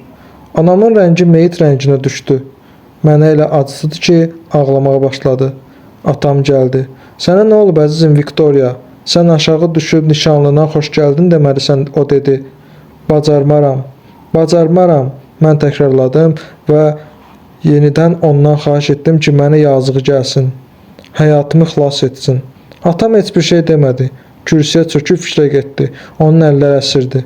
Bunu gördükdə mən dedim, ərimi gətir, mən razıyam. Viktoriyanın səsi qırıldı. O əsim-əsim əsirdi. Yohannes onun əllərini ovucularına alıb isitməyə başladı. Sağ olun, o dedi. Zəhmət olmasa əllərimi bərk-bərk sıxın, Yohannes. Bərk-bərk sıxın, zəhmət olmasa. Ay Allah, sizin nə istərləriniz var? Mən sizə necə də minnətdaram. Amma körpüdə dediyim sözlərə görə məni bağışlayın. Onları çoxdan unutmuşam. İstəyirsiniz sizə yaylıq gətirim? Yox, sağ olun. Başa düşə bilmirəm. Niyə titrəyirəm? amma başım alışıb yanır. Yuhannes, mən çox şeylərə görə sizdən üzr istəməliyəm. Yox, lazım deyil. Görürsünüz ki, biraz sakitləşmisiniz, sakitcə əyləşin. Masanın arxasında siz mənim şərəfimə badə qaldırdınız, sağlıq dediniz. Siz ayağa qalxıb sağlıq deməyə başladığınız andan da ta oturana dək mən özümü itirmişdim. Mən ancaq sizin danışığınızın səsini eşidirdim. O orqan kimi səslənərək məni həyəcanlandırdığı üçün istirab çəkirdim. Atam soruşdu ki, niyə sizin üstünüzə qışqırıb sözünüzü kəsdim. O çox narahat olmuşdu. Anamsa heç bir şey soruşmadı. O hər şey başa düşmüşdü. Mən anama lap çoxdan ürəyimi açmışdım. 2 il öncə isə şəhərdən qaydanda ona yenidən hər şey danışdım. Bu bizim sizinlə görüşdüyümüz zaman olmuşdu. Bu barədə danışmaq lazım deyil. Yaxşı, ancaq məni bağışlayın, mərhəmətinizi əsirgəməyin. İndi mən nə edim? Atam indi evdədir. Öz kabinetində vargir edir. Bu onun üçün dəhşətli zərbədir. Sabah bazar günüdür. O göstəriş verib ki, bütün xidmətçiləri buraxsınlar. Gün ərzində başqa heç bir göstəriş verməyib. Sifəti bozarıb bütün günü susur. Kürəkəninin ölümü ona çox pis təsir edib. Anama dedim ki, sizə gəlmək istəyirəm. Sabah biz səninlə kamerger və onun arvadı ilə birlikdə şəhərə getməliyik, o dedi. Mən Yuhannesin yanına gedirəm. Yenidən ona dedim. Atanın pulu yoxdur. Artıq biz üçümüz də burada yaşaya bilmərik. O sarayda tək qalacaq, o cavab verdi və hiss olunurdu ki, mövzusunu dəyişməyə çalışır. Mən qapıya tərəf getdim. Anam mənə baxdı. Mən onun yanına gedirəm. Mən sonuncu dəfə dedim. Anam mənə yaxınlaşdı, öpdü və dedi, nə etmək olar, Allah xoşbəxt etsin. Yuhannes Viktoriyanın əllərini buraxdı. Deyəsən qızındınız, o dedi. Çox sağ olun, hə, indi mənə istidir. Allah xoşbəxt eləsin, anam dedi. Mən anama hər şey etiraf etdim, o çoxdan bilir. Sən kimi belə sevirsən, mənim balam, o soruşmuşdu. Hələ bir soruşursan da, mən cavab verdim. Mən Yuhannesi sevirəm. Bütün həyatım boyu təkcə onu sevmişəm. Yalnız onu, təkcə onu. Yuhannes yerində qurcuqdu. Artıq gecdir. Evdə sizə görə narahat olarlar. Yox, Viktoriya cavab verdi. Onlar bilirlər ki, mən sizi sevirəm, Yuhannes. Yəqin siz özünüz də hiss etdiniz ki, onlar bilirlər. Amma mən bu illər ərzində sizin üçün elə darıxmışam ki, heç kəs bu dünyada, heç kəs bunu başa düşə bilməz. Mən bu cığırla gəzişərək düşünürdüm. Yaxşısı budur, mən meşənin kənarında olum. Çünki o da meşədə gəzməyi çox xoşlayır. Belə də etdim. Həmin gün sizin gəldiyinizi eşidəndə isə açıq rəngli paltarımı geyindim. Sarı rəngli. Mən sadəcə olaraq həyəcandan və gözləməkdən naxoşlamışdım və elə hey otaqdan otağa vargər edirdim. Sən bugün par-par yanırsan, anam dedi. Mən isə vargər edərək öz-özümə təkrar edirdim. O qayıdıb, o buradadır və o yaraşıqlıdır. O da, bu da doğrudur. Ertəsi gün isə mən dözə bilmədim. Yenidən açıq rəngli paltarımı geyinib sizi görmək üçün daş karxanasına getdim. Yadınızdadır və mən sizi gördüm. Amma sizə dedim ki, gül yığıram. Amma mən qətiyyən buna görə gəlməmişdim. Artıq siz məni görməyinizə sevindiniz. Amma yenə də sağ olun. Sağ olun ki, sizi gördüm. Bizim son görüşümüzdən 2 ildən çox vaxt keçib. Sizin əlinizdə budaq vardı. Siz oturub onu yerlədirdiniz. Siz gedəndən sonra mən budağı yerdən götürüb gizlətdim və evə apardım. Viktoriya, o titrək səslə dedi. Bir də heç vaxt belə danışmaq lazım deyil. Lazım deyil, o Yuhannesin əlindən yapışaraq qorxa-qorxa dedi. Lazım deyil, sizin xoşunuza gəlmir. O həyəcanla Yuhannesin əlini sığalladı. Mən necə ümid edə bilərdim ki, bu sizin xoşunuza gələcək. Sizə o qədər yamanlıq etmişəm ki. Amma ola bilər ki, zaman keçdikcə məni bağışlayarsınız. Mən sizi çoxdan bağışlamışam. Məsələ bunda deyil. Bəs nədədir? Sükut. Mənim nişanlım var, o cavab verdi. 10-cu hissə. Ertəsi gün, bazar günü, sarayın sahibi bilavasitə özü dəyirmançının yanına gələrək ondan Ottonun cənazəsini körpüyə aparmaq üçün günorta saraya gəlməsini xahiş etdi. Dəyirmançı karıxmış halda gözlərini ona zillədi. Bunu görən saray sahibi işçilərini buraxdığını, onların kilsəyə getdiyini və evdə xidmətçilərdən heç kəsin olmadığını izah etməyə məcbur oldu. Saray sahibinin gözlərindən gecəni yatmadığı bəlli olurdu. Elə bir cəhənnəmdən gəlmişdi. Üstəlik üzü də tüklü idi.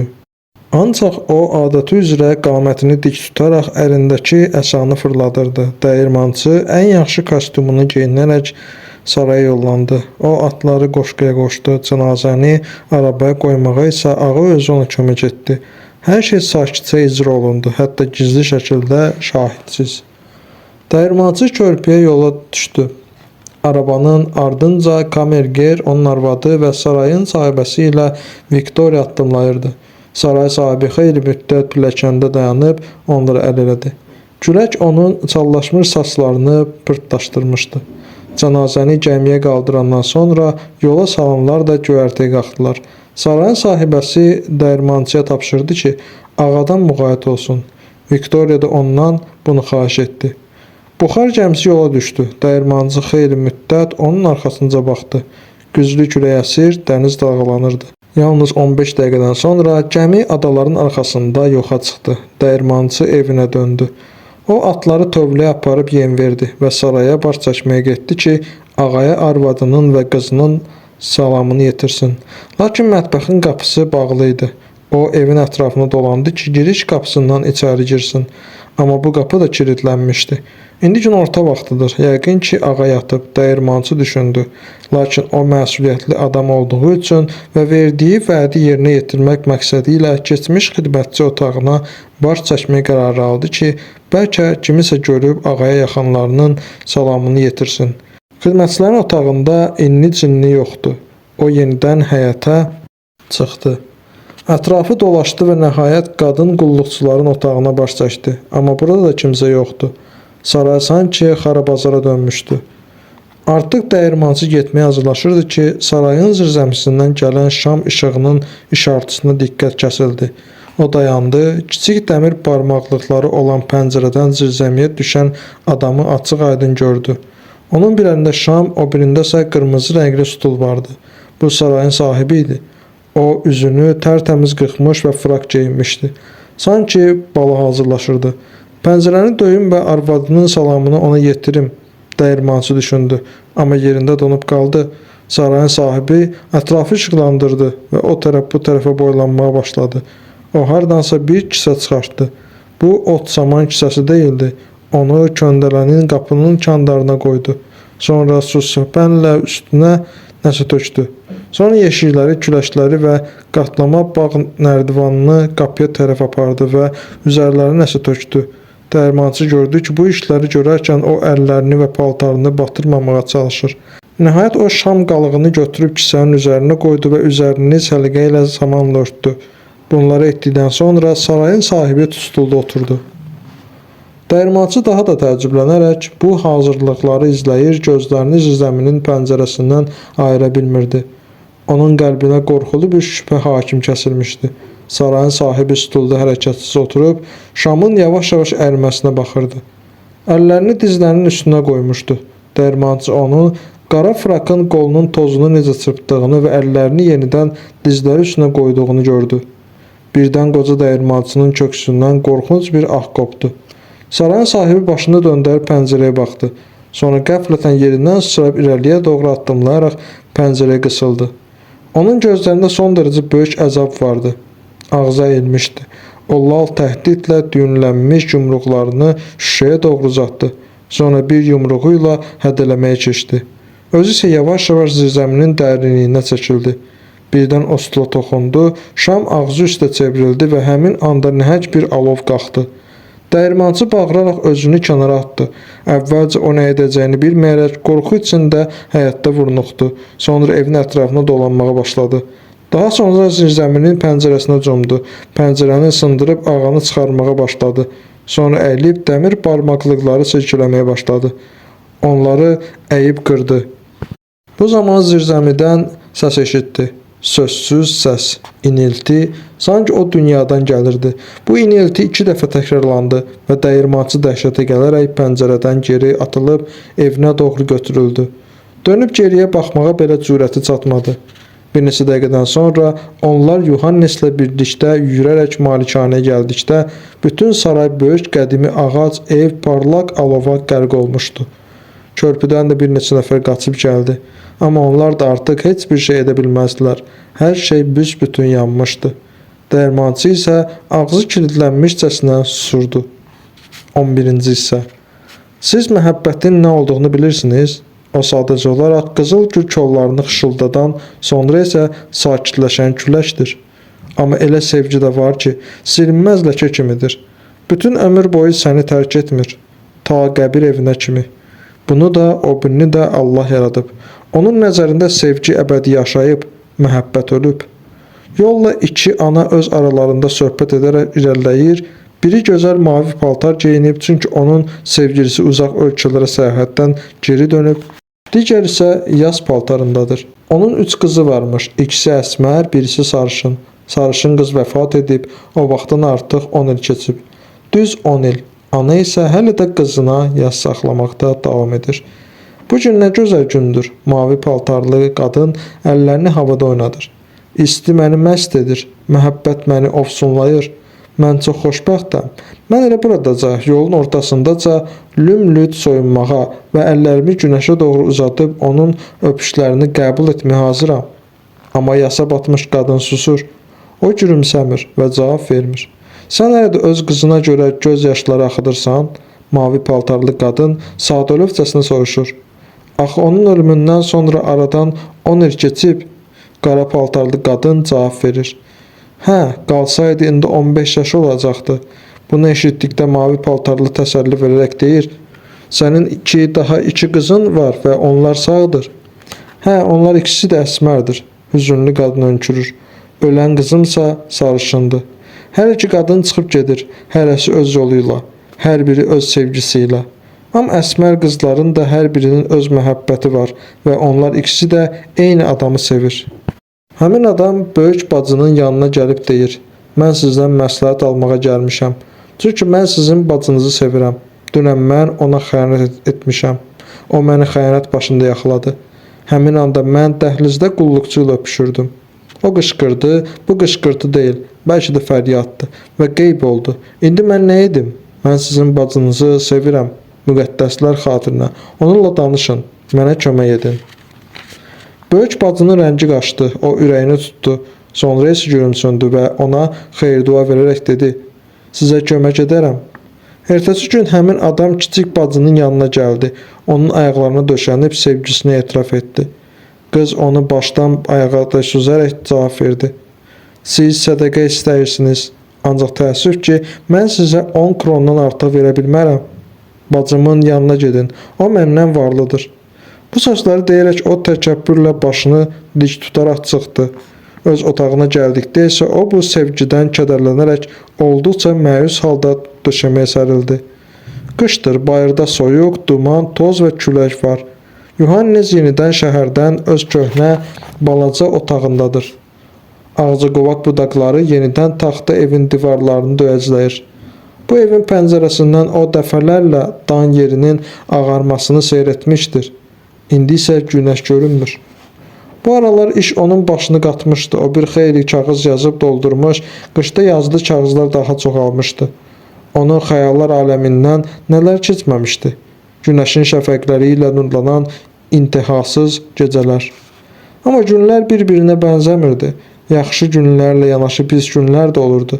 Bəzən işin qızğın vaxtında hansısa fikir, kimisə gözləri, lap çoxdan deyilmiş bir söz onun yadına düşər və həvəsdən salırdı. Belə hallarda o yerindən qalxıb otaqda vargəl edər, tez-tez vargəl etdiyindən otağın döşəməsinə sərilmiş açıq rəngli ayaqaltının rəngi günbəgün solurdu. Bu gün mən işləyə bilmir, düşünə bilmir, xatirələrdən ayrıla bilmirəm. Ona görə də bir dəfə gecə yaşadıqlarımı təsvir etməyə çalışacağam. Əziz oxucu, bu gün mənim üçün ən ağır günlərdən biridir. Qar yağır, bayırda heç kəs gözə dəymir, hər şey kədərlidir və ürəyim hədsiz dərəcədə sıxılır. Mən küçədə gəzişdim, sonra saatlarla otaqda vargəl etdim ki, bəlkə biraz sakitləşim. Artıq axşam düşür, amma mən hələ də yaxşı deyiləm. İndi mənim odlu alovlu vaxtımdır, amma mən batmış gün kimi soyuq və sönüyəm. Əziz oxucu, belə bir ovqatda olduğum halda şən və valehedici gecəni təsvir etməyə çalışacağam. İş məni sakitləşdirir, nə bilmək olar? Bəlkə bir neçə saat gecəcək və əhvalım yenidən yaxşılaşacaq. Qapı döyüldü və onun gizli şəkildə adaxlandığı gecə nişanlısı Camilla Sayer otağa daxil oldu. Yohannes qələmi yerə qoyub ayağa qalxdı. Onlar gülümsəyərək görüşdülər. Niyə məndən bal haqqında heç bir şey soruşmursan? Qız heç bir giriş vermədən dedi və özünü stula atdı. Mən bir rəqsi də buraxmadım. Bal saat 3-ədək davam etdi. Mən Richmondla rəqs edirdim. Çox sağ ol ki, gəldin, Camilla. Mən elə kədərləyəm ki, sənsə çox şənsən. Yəqin ki, bu mənim də qəm-qüssəmin dağılmasına kömək edər. Bala hansı paltarını geyinmişdin? Əlbəttə ki, qırmızını. Ay Allah, heç nə yadıma deyil. Amma deyəsən çoxlu boşboğazlıq etdim və güldüm. Elə şən idi ki, mən qolları çiyinlərimdə açıq olan qırmızı paltardaydım. Richmond isə Londonda səfirlikdə xidmət edir. Belədir. Onun ata-anası ingilisdir, amma özü burada anadan olub. Sənin gözlərinə nə olub? Qıpqırmızı qızarıb. Sən ağlamısan? Yox. O gülə-gülə cavab verdi. Mən öz nağıllarıma çox diqqətlə baxdım. Orada isə günəş çox parlaqdı. Camilla, sən gəl yaxşı qız ol. Vərəqləri cırıqlama. Onsuz da əlindəkinə artıq cırmısan. Ay Allah, özümdən asılı olmayıb. Hislənmə, Yohannes. Boş şeydir. Bunlar onsuz da tullantı kağızlardır. Dayan görün, yəqin ki, saçlarında qızılgül olub. Əlbəttə, tünd qırmızı rəngli qızılgül. Bilirsən, Yohannes, biz bal ayımızı Londonda keçirə bilərik. Ora deyilənlər kimi elə də pis deyil. Deyilənə görə güya orada daim duman olur. Hardan bilirsən? Richmond danışıb. O mənə bu barədə bu gecə deyib axı, o bilir. Sən ki, Richmondla tanışsan? Yox, tanış deyiləm. Haçansı o mənim şərəfimə sağlıq deyib. Onun köynəyində brilyant sancaqları vardı. Vəssalam, onun haqqında yadımda qalanlar bunlardır. O əla oğlandır, təsəvvür edirsən, o mənə yaxınlaşdı, təzim etdi və dedi, siz yəqin ki, məni xatırlamırsınız, Fröken. Bilirsən, mən qızılgülü ona bağışladım. Qızılgülü? Hansı qızılgülü? Saçlarındakı qızılgülü ona verdim. Görürəm ki, sən Richmonda vurulmusan. O qıpqırmızı qızararaq ciddi cəhdlə özünü təmizə çıxarmağa çalışdı. Qətiyyən, heç səhərə qədər də. Əgər bir adam sənin xoşuna gəlirsə və sən ona yaxşı münasibət bəsləyirsənsə, bu o demək deyil ki, ah, Yohannes, sən dəli olmusan, bir də heç və onun adını çəkməyəcəyəm. Allah xatırına, Camilla, mən istəmirdim. Lütfən, başqa şey düşünmə. Əksinə, mən ona səni əyləndirdiyi üçün təşəkkür etmək istəyirəm. Bircə bu çatmırdı. Heç düşünmədi. Mən heç vaxt onun haqqında bir söz belə deməyəcəyəm. Sükut. Yaxşı, yaxşı, bu haqda bir də danışmayaq. Sən gedirsən? Hə, getməliyəm, sənin işin necədir? Anam soruşurdu, təsəvvür edirsən nə vaxtı ki, Viktoriyanı görmürəm. İndicə onunla rastlaşdım. İndicə? Sənin yanına gələndə, o mənə gülümsündü, ilahi, necə darıqlayıb. Qulaq as, sən bu yaxınlarda kəndə gedəcəksən? Hə, tezliklə. O yenidən sıçrayaraq cavab verdi. Sifəti qızardı. Bəlkə də bu günlərdə ancaq əvvəlcə bəzi şeyləri yazıb qurtarmalıyam. Yeri gəlmişkən, hekayələrimin sonu üçün bir şey düşünmüşəm. Hə, yadıma düşdü. Bunu gərək yazam. Təsəvvür edirsən, sən quş kimi göydən yerə baxırsan. O qeyri-adi dərəcədə gözəl olan papa mantiyasına bənzəyir. Onun qatlarında insanlar dolaşırlar. Onlar cüt-cüt dolaşırlar. Axşam düşür, hər şey sakitləşir. Bu məhəbbət anıdır. Mən öz kitabımı nəsildən nəslə adlandıracağam. Mənə elə gəlir ki, bu möhtəşəm bir təsvir olacaq. Mən tez-tez onu xəyallarımda da görürəm. Hər dəfə mənə elə gəlir ki, köksüm aralanaraq bütün yeri ağuşuna alacaq. Bu dronlar insanlar, heyvanlar, quşlar və onların hər biri üçün məhəbbət anı gəlib çatır. Camilla. Ətrafdakı hər şey qızğın ehtiras hopmuşdur. Gözlərdə alov şölələnir, kökslər titrəyir. Yer üzünü zərif qızartı çökür. Bütün açıq qəlblərin utancaq qızartısı və gecə bu al-qırmızı qızartıya boyanır. Yalnız haradasa uzaqlarda yatmış nəhəng sıldırım qaya görünür. O heç bir şey görməyib, heç nə eşitməyib. Səhərsiz gün Tanrı hər tərəfi qızmar günəşin şüaları ilə işıqlandırır. Kitab nəsildən nəslə adlanacaq. Belədir. Hə, kitabı tamamlayan kimi gələcəyəm. Mənə baş çəkdiyin üçün çox sağ ol, Camilla. Dediklərimi də unut getsin. Mən pis heç bir şey düşünmürdüm. Artıq unutmuşam, amma mən onun adını heç vaxt çəkməyəcəyəm. Heç vaxt. Ertəsi gün səhər Camilla yenidən gəldi. Onun rəngi solğundu, həyəcanlı idi. Sadəcə olaraq özündə değildi. "Sənə nə olub?" o soruşdu. "Mənə? Heç nə." O tez tələsik cavab verdi. "Mən səni sevirəm. Lütfən mənə nəsə olduğunu və səni sevmədiyimi düşünmə. Amma bilirsən, mən qərara gəldim ki, biz Londona getməyək. Orada yaxşı heç nə yoxdur. Bu boşboğaz nə danışdığını bilmir. Orada onun dediyindən daha tez-tez duman olur. Niyə mənə elə baxırsan? Mən ki onun adını çəkmədim. Yalancının biri. O mənə elə hey vəd edir. Londona zada getməyəcəyik." Yohannes diqqətlə ona baxdı. "Yaxşı, biz Londona getmərik," fikirli halda dedi. "Bu lap əla oldu. Demək razılaşdıq. Sən nəsildən nəslə kitabını bitirdin? İlahi, necə də maraqlı idi. Tezliklə qurtar, Yohannes, və bizə gəl. Məhəbbət anı, axı sən belə deyirdin. Qalan olan qeyri-adi papa mantiyası gecənin al-qırmızı şəfəqi. Görürsən, sənin danışdığın hər şeyi necə yaxşı yadımda saxlamışam. Son zamanlar sənin yanına az-az gəlməyə başlamışam. Bundan sonra hər gün gələcəyəm. İşini nə vaxt qurtaracağını xəbər alacağam." "Mən tezliklə qurtaracağam," o baxışlarını qızdan ayırmadan cavab verdi. "Bu gün mən sənin kitablarını götürüb öz otağıma apardım. Onları yenidən oxuyacağam. Bu mənim üçün zərrə qədər də darıxdırıcı deyil. Mən məmnuniyyətlə onları təzədən oxuyacağam. Qulaq az, Yohannes. Zəhmət olmasa məni evədək ötür. Bilmirəm. Tək getməyim yəqin ki yaxşı düşməz. Bilmirəm, bəlkə də kimsə məni küçədə gözləyir. Küçədə var-gəl edir və məni gözləyir. Mən demək olar ki, əminəm." Birdən o ağlamağa başladı və hıqqana-hıqqana pıçıldadı. "Mən onu yalancı adlandırdım. Bu mənim tərəfimdən olduqca iyrənc bir şeydir. Onu belə adlandırmağım mənə çox ağırdır. O mənə yalan danışmayıb, əksinə, həmişə çərşənbə axşamı qonaqlarımız olacaq. Amma o gəlməyəcək. Amma sən gəl, eşidirsən? Söz verirsən?" "Hər halda mən onun haqqında pis danışmamalıydım. Bilmirəm, sən mənim haqqımda nə düşünürsən?" O cavab verdi. "Deyəsən, sənə nə olduğunu anlamağa başlayıram." Qız titrəyərək və özünü itirmiş halda onun boynundan sarılıb sinəsinə qısıldı. "Amma mən səni də sevirəm," qışqırdı. "İnan mənə, mən yalnız onu sevmirəm. İş hələ bu yerə gəlib çatmayıb. Keçən il sən mənə evlənmək təklif edəndə elə xoşbəxtdim ki, indi isə o peyda oldu. Heç nə başa düşə bilmirəm. Yəni mən bu qədər iyrəncəm, Yohannes. Bəlkə də mən onu səndən biraz artıq sevirəm. Amma mən heç nə edə bilmirəm. Bu məndə asıl deyil, ilahi. Mən onu görəndən bəri gecələr yata bilmirəm və getdikcə onu daha da çox sevirəm. Mən nə edim? Axı sən məndən xeyli böyüksən, mənə məsləhət verməlisən. O məni buraya qədər ötürdü, indi də evə ötürmək üçün durub gözləyir və yəqin ki, soyuqdan donur. Sən mənə nifrət edirsən, Yohannes. Sən mənə nə edəcəyimi deməlisən, çünki mən artıq buna dözə bilmirəm." Yohannes qımıldanmadan oturub qulaq asırdı. Sonra dedi: "Mən sənə heç bir şey deyə bilmərəm. Sağ ol əziz Yohannes. Sağ ol ki mənə acığın tutmur." O göz yaşlarını silərək dedi. "Ancaq bil ki, mən səni də sevirəm. Ay Allah, bundan sonra mən sənin yanına daha tez-tez gələcəyəm və istəklərini yerinə yetirəcəyəm. Sadəcə olaraq onu daha çox sevirəm. Amma mən bunun belə olmasını istəmirdim. Mən günahkar deyiləm." O sakitcə ayağa qalxıb şlyapasını başına qoydu və dedi: "Gedək." Onlar pilləkənlə aşağı düşdülər. Küçədə Richmond durub gözləyirdi. O, qara gözlərində gənclik və həyat eşqi işaran qara saçlı gənc oğlandı. Yanaqları şaxtanın təsirindən qızarmışdı.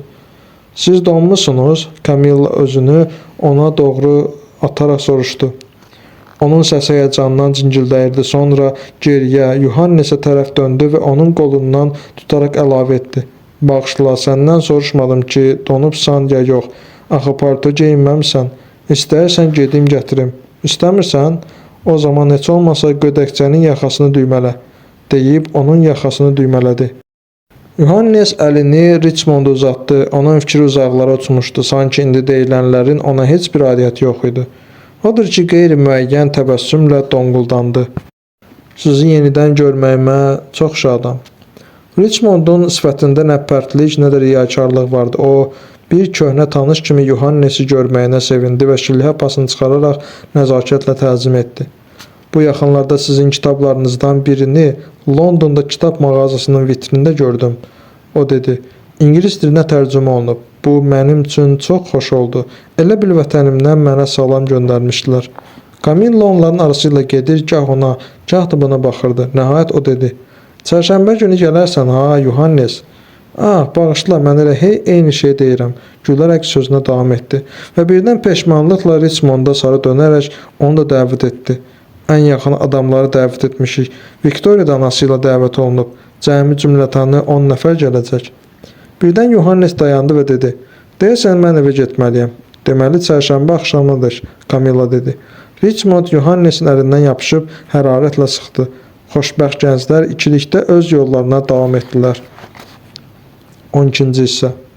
Mavi paltarlı qadın həyəcandan özünü itirib, o hər dəqiqə bağdan siqnal gözləyir. Evə də girə bilməz, çünki əri hələ də çıxıb getməyib. Ah, bu kişi, 40 yaşı var, üstəlik də dazbaşdır. Hansı nəst fikir bu axşam onun rəng ruhunu qaçıdaraq oturduğu stula mıxlayıb, heykəl kimi hərəkətsiz oturub. İnadla gözünü də qəzetdən ayırmır. Qadın özünə yer tapa bilmir. Artıq saat 11-i vurur, uşaqları çoxdan yatmağa göndərib. Əri isə hələ də getmir. Birdən gözlədiyi siqnal çalınsa, gizli açar qapını açacaq və kişilər üz-üzə gələcək. Bir-birinin gözlərinin içinə baxacaqlar. O, bu fikri sonadək düşünməyə cürət etmir. Özünü evin ən qaranlıq küncünə verən qadın çox pərişandır. Nəhayət, hövsələsini cilovlaya bilməyərək deyir: "Artıq saat 11-dir, əgər kluba getmək istəyirsənsə vaxtdır." Əri rəngi qaçmış halda dərhal yerindən sıçrayır, əvvəl otaqdan, sonra isə evdən çıxır. Bağın çəpəri arxasında o dayanır və alçaq fit səsi eşidir. Cınqıl daşın üzərində addım səsləri eşidilir. Bağçanın doqqazına açar salırlar, vururlar. Biraz sonra isə qonaq otağının pərdələrində iki kölgə görünür. Fit də, addımlar da, pərdələrdəki iki kölgə də, bütün bunlar ona çoxdan tanışdır. O kluba yollanır, klub açıqdır, pəncərədə işıq yanır, ancaq o içəri girmir. Yarım saat küçələri və bağçasının ətrafını dolaşır, yarım saat bitmək bilmir. Biraz da gözləyim, o düşünür və 15 dəqiqədə gözlər, nəhayət o bağa daxil olur. Pilləkənlə yuxarı qalxır və öz evinin qapısının zəngini basır. Qulluqçu qapını aralayıb baxır və deyir: "Sahibi artıq çoxdan, amma qarşısındakını görəndə dili dolaşır. Yəqin ki, yerinə uzanıb." Ev sahibi onun sözünü tamamlayır. "Zəhmət olmasa xanıma deyin ki, əri gəlib." Qız gedir, o xanımın qapısını döyüb bağlı qapı arxasından deyir: "Məndən xahiş etdilər ki, sizə deyim ki, ağa gəlib." Xanım qapının arxasından soruşur: "Nə dedin? Ağa qayıdıb?" "Kim xahiş etdi?" "Ağa özü, o dəhlizdədir." Xanımın otağından əvvəl ümidsiz qışqırtı, sonra isə tələsik pıçıltı eşidilir. Qapı açılır və çırpılır. Sonra hər şey sakitləşir. Ağa evə daxil olur. Arvadı onu yarı diri, yarı ölü qarşılayır. Klub bağlı idi. O təəssüflə tələsik izah edir. "Qulluqçunu xəbərdar etdim ki, səni qorxutmasın." Qadın kürsüyə sərdir və sakitləşir. O xoşbəxtdir. Artıq xilas olmuşdur. Belə məmnun vəziyyətdə ürəyinə mərhəmət dolur. Ərindən soruşur ki, özünü necə hiss edir? "Rəngin elə ağarıb ki, özünü yaxşı hiss etmirsən, əzizim." "Mən xəstə deyiləm," o cavab verir. "Bəlkə bir şey olub, sifətin qəribə şəkildə əyilib." Əri cavab verir. "Mən gülürəm. Mənim gülüşüm belədir." Bu andan etibarən mən özümə məxsus tərzdə gülmək istəyirəm. Qadın onun qırıq-qırıq dediyi xırıltılı sözlərini dinləyir. Amma mənasını başa düşmür. Görəsən o nə demək istəyir? Birdən o arvadını qeyri-adi qüvvətlə məncənə kimi köksünə sıxır və düz gözlərinin içinə baxaraq pıçıltı ilə deyir: "Əgər ona buynuz qoysaq, necə olar? Burdan gedənə. Necə olar buynuz qoysaq?" Qadın qışqırır və qulluqçunu çağırır. O, qısa və quru təbəssümlə arvadını buraxır və ağzını ayıraraq əllərini budlarına şappıldadır. Ertəsi gün səhər qadının ürəyi yenidən mərhəmətlə dolur və o ərinə deyir: "Dünən axşam nə qədər qəribə olsa da, sənin tutman tutmuşdu deyəsən. Keçib gedib, amma hələ də solğun görünürsən." "Hə," o cavab verir. "Mənim yaşımda çox dərinə getmək adama baha başa gəlir. Bir də heç vaxt dərinə getməyəcəyəm." Munken Vendit bir çox sevgi məhəbbət əhvalatları danışıb. Sonra birini də söyləyərək əlavə edib: "Dünyada bu sevgidən gözəl heç bir şey olmayıb." Təzə evlənənlər evə qayıtdılar. Uzun toy gəzintisi başa çatdı və beləliklə onlar artıq ikilikdə yaşamağa başladılar. Ulduzlar onların evinin damı üzərindəki əngin səmada axışaraq üzü aşağı şütüyürdü. Yayda cavanlar bir-birinə sarılaraq gəzişirdilər. Onlar sarı, qırmızı və mavi rəngli çiçəklər dərərək bir-birinə bağışlayırdılar. Onlar küləyin otları titrəməsinə tamaşa edir, meşədəki quşların nəğmələrinə qulaq asırdılar. Onların hər sözündən nəvaziş vardı. Qışda onlar masmavi səma altında zınqırovlu kirşədə sürüşürdülər. Uzaqlarda isə əbədi genişlikdəki yüksəkliklərdə ulduzlar sayrışırdı. Beləliklə aradan uzun illər keçdi. Gənc cütlərin 3 uşağı oldu. Ancaq onların qəlbi əvvəlki tək ilk dəfə öpüşdükləri günlərdə olduğu kimi bir-birinə məxsusdur. Bir gün ər naxoşladığı xəstəlik məğrur adamı uzun müddət yatağa məhkum edərək arvadının hövsələsini çətin sınağa çəkdi. O nəhayət sağalıb ayağa qalxanda özünü tanımadı. Xəstəlik onu tanınmaz hala salmış, tamamilə dazlaşdırmışdı. Qara fikirlərin onun qəlbinə hakim kəsilmişdi. Bir dəfə o arvadına dedi: "Sən yəqin ki, artıq məni sevmirsən." Ancaq arvadı xəfifcə qızararaq onun boynuna sarıldı və əvvəlki günlərdə olduğu kimi ehtirasla öpərək cavab verdi: "Mən səni sevirəm, əvvəlki kimi sevirəm. Mən heç vaxt unutmayacağam ki, sən başqasını yox, məhz məni seçmisən. Mənə səadət bəxş etmisən." Sonra o otağına keçib sevgili ərinə oxşamaq üçün öz sarışın saçlarını kəsdi. Yenidən aradan uzun illər keçdi, gənc ər-arvad qocaldı, onların uşaqları isə böyüdülər. Əvvəllər olduğu kimi onlar yenə də bütün sevinclərini bir-biri ilə bölüşürdülər. Yayda onlar zəmiləri dolaşaraq otların dalğalanmasına tamaşa edir, qışda isə kürklərini geyinərək ulduzlu səma altında xizək sürürdülər. Onların qəlbi əvvəlki tək hərarətli və xoşbəxtdir, sanki sehirli şərab içmişdilər. Elə bu zaman arvad iflic oldu, yaşlı qadın artıq yeriyə bilmirdi. Onu arabada gəzdirmək lazım idi və bu işi əri görürdü. Qadın öz xəstəliyinə görə olduqca əzab çəkirdi və kədər onun sifətində dərin qırışlar əmələ gətirmişdi. Bir dəfə o dedi: "Ölsəm bundan yaxşıdır. Mən bədbəxt və eybəcərəm. Sənin üzün isə çox gözəldir. Sən artıq məni nə öpə, nə də əvvəlki tək sevə bilərsən." Lakin əri həyəcandan pörtərək tez onu qucaqladı və dedi: "Yox, mənim səadətim, mən səni həyatımdan da çox sevirəm. Mənə qızılgül bağışladığın ilk gün, ilk anda olduğu kimi yadındadır. Sən mənə qızılgül uzatdın və gözəl gözlərinlə mənə baxdın. Qızılgül sənin kimi ətir saçırdı. Sənsə qızılgül kimi qızarmışdın və mən məst olmuşdum. İndi isə mən səni daha çox sevirəm. Sən bizim gənclik illərimizdə olduğundan da qəşəngsən və mən bütün qəlbimlə sənə minnətdaram. Mənimlə birlikdə olduğun hər günə görə sənə sağ ol deyirəm." Sonra isə o öz otağına keçib sifətini sulfat turşusu ilə eybəcər hala saldı və arvadına dedi: "Bədbəxtlikdən mənim üzümə sulfat turşusu töküldü və yanaqlarım yandı. İndi yəqin sən məni daha sevməyəcəksən." "Ah, mənim adaxlım, sevgilim." Qoca qarı onun əllərindən öpərək pıçıldadı: "Sən yer üzündəki hər şeydən gözəl və yaraşıqlısan. Bu gün də sənin səsin gələndə mənim ürəyim çırpınır. Mən səni qəbir evinədək sevəcəyəm." 13-cü hissə. Yohannes küçədə Kamilla rast gəldi. O, ata-anası və gənc Richmondla birlikdə idi. Onlar karetanı saxladıb Yohannesi səmimiyyətlə salamladılar. Kamilla onun əllərindən yapışıb dedi: "Sən bizə gəlmədin. Bilirsən necə bal oldu? Səni son dəqiqəyədək gözlədik. Sənsə gəlmədin." "Mən məşğul idim," o cavab verdi.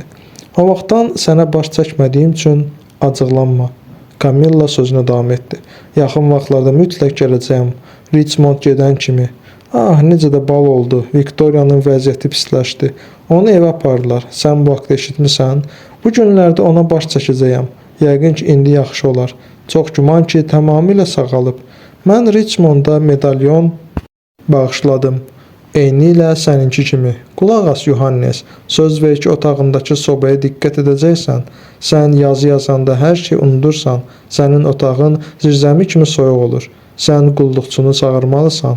"Yaxşı, mən qulluqçunu çağıraram," o cavab verdi.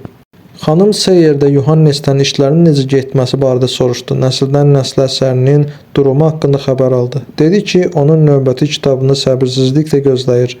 Yohannes bütün suallara nəzakətlə cavab verib baş endirdi. Kareta yerindən tərpəndi. Bütün bunlar ona nə dəxli var? Bu karetanın, bu adamların, bu boşboğazlığın. Birdən qəlbi boşaldı və soyudu. Bu hissiyat evə çatınca onu tərk etmədi. Küçədə qapısının önündə bir adam vurnuxurdu.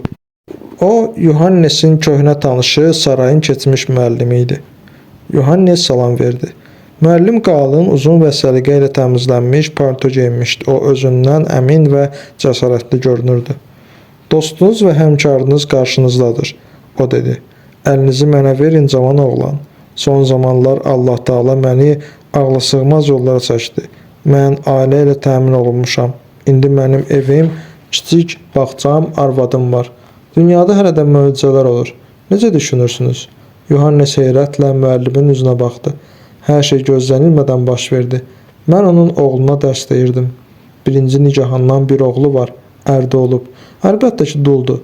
Beləliklə, dulla evləndim. Siz əlbəttə deyə bilərsiniz ki, bu mənim beşikdə ikən alnıma yazılmamışdı. Buna baxmayaraq, mən dul arvadla evləndim. Bizim övladımız onun birinci qeyri-rəsmi nigahından dünyaya gəlib. Neysə, mən onlara getdim. Bağa baxdım, dul arvada baxdım və mövzu ilə bağlı dərin fikirlərə daldım. Və birdən al gəldi. Bunların hamısı mənə təklif olunur. Ey, bu sənin beşikdə ikən alnına yazılmayıb. Öz-özümə dedim və buna bənzər daha nələr. Lakin buna baxmayaraq qərara gəldim, razılıq verdim. Çünki kim bilir, bəlkə də elə məhz bu yazılıbmış mənim alnıma. Elə belə dalındı. Təbrik edirəm, Yohannes dedi. Durun, artıq bir söz belə olmaz. Bilirəm nə demək istəyirsiniz. Deyəcəksiniz ki, bəs o biri necə oldu? Necə oldu ki, gəncliyiniz ilk məhəbbətini unutdunuz? Məhz bunu demək istəyirdiniz. Amma icazə verin, mən də öz növbəmdə sizdən soruşurum, əziz dostum. Bəs mənim ilk və yeganə məhəbbətim nə etdi? Məcər o artilleriya kapitanına ərə getmədi? Sizə kiçik bir sualım da var. Siz heç bircə dəfə də olsa, həyatınız boyu bircə dəfə də görmüsünüz ki, kişi öz sevdiyi qadınla evlənsin? Mən görməmişəm. Bir adam haqqında bir hekayə eşitmişəm ki, Tanrı onun yalvarışlarını eşidərək ilk və yeganə məhəbbəti ilə evlənməsinə izin verib. Amma bunun axırı yaxşı olmayıb. Niyə? Siz soruşun və mən də cavab verim. O sadə səbəbə görə qız çox keçmədən dünyasını dəyişib. Çox keçmədən, anladınız? Ha. Həmişə də belə olur. Heç kəs sevdiyi qızla evlənə bilmir. Yox, əgər möcüzə nəticəsində belə bir şey baş verərsə, o zaman qız dərhal ölür.